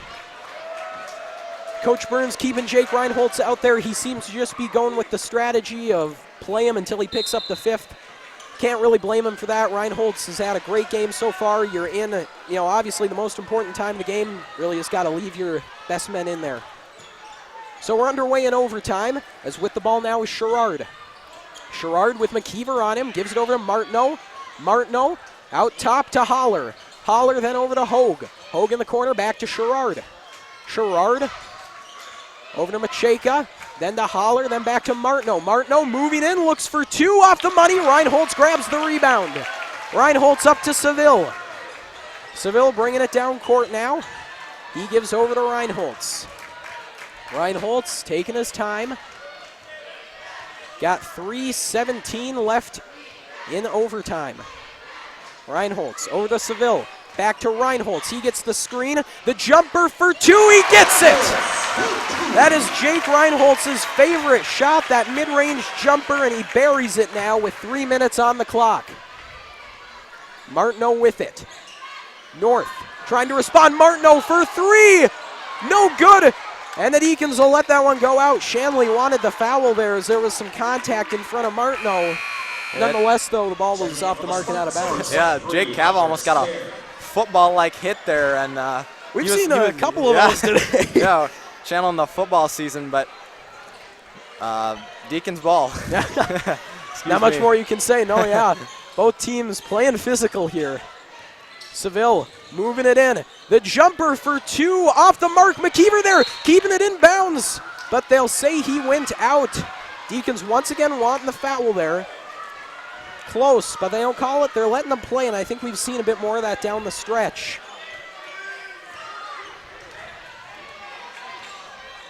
Bringing it up is Hogue. He's got Cav on him.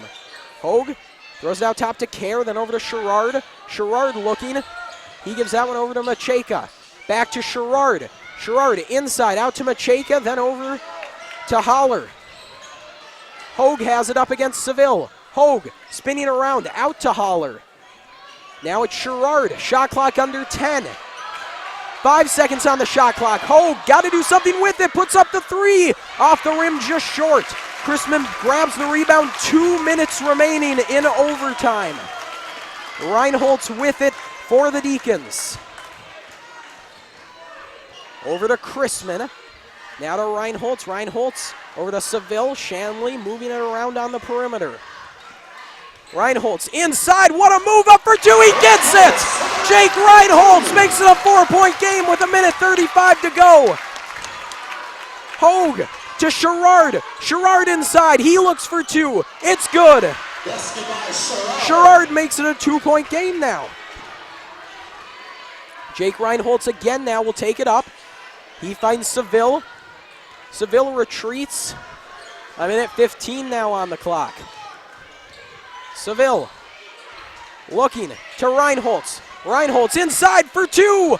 Off the rim. Tipped back into the arms of Seville. It went off of Holler. Seville has it back. They got a fresh shot clock. Now Reinholtz has it. Reinholtz taking his time. Looking. Holler on him. Deacons setting up here. Reinholtz in the corner to Seville. Seville back out to Reinholtz over to Cava. 10 seconds on the shot clock. Got to do something with it. Cava moving up, driving inside for two. No good off the rim. Spartans bringing it back down. Shot clock is off. Tipped out of bounds off the Spartans.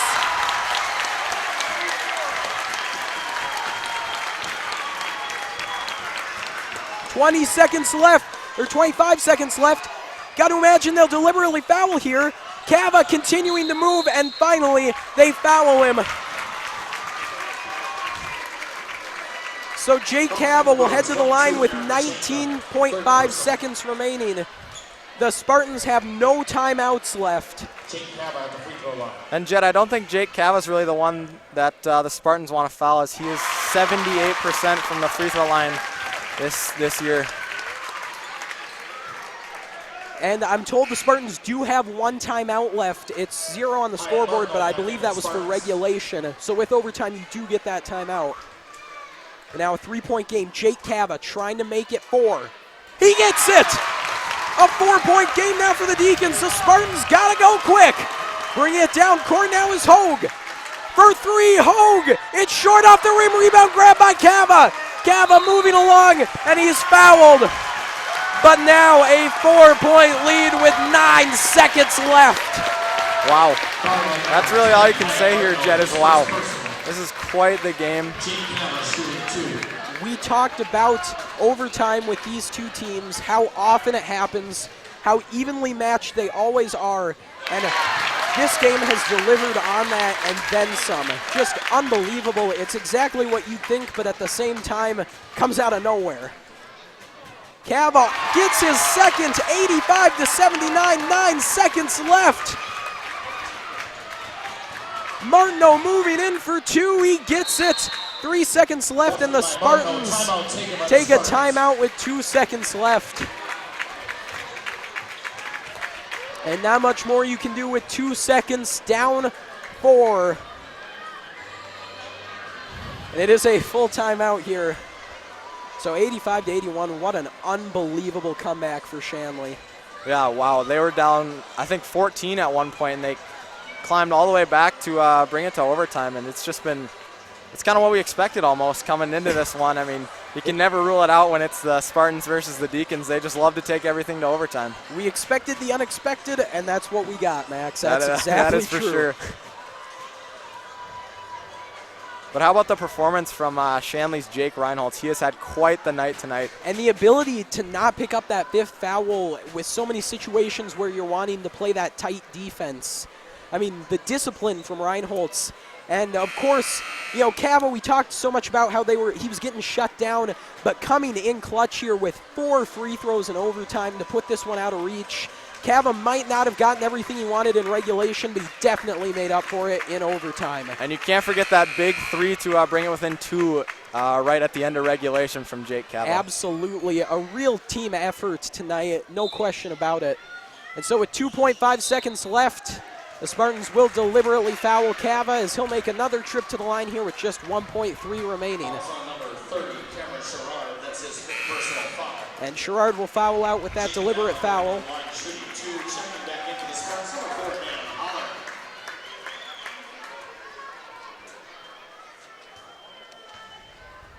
Cava's first is good.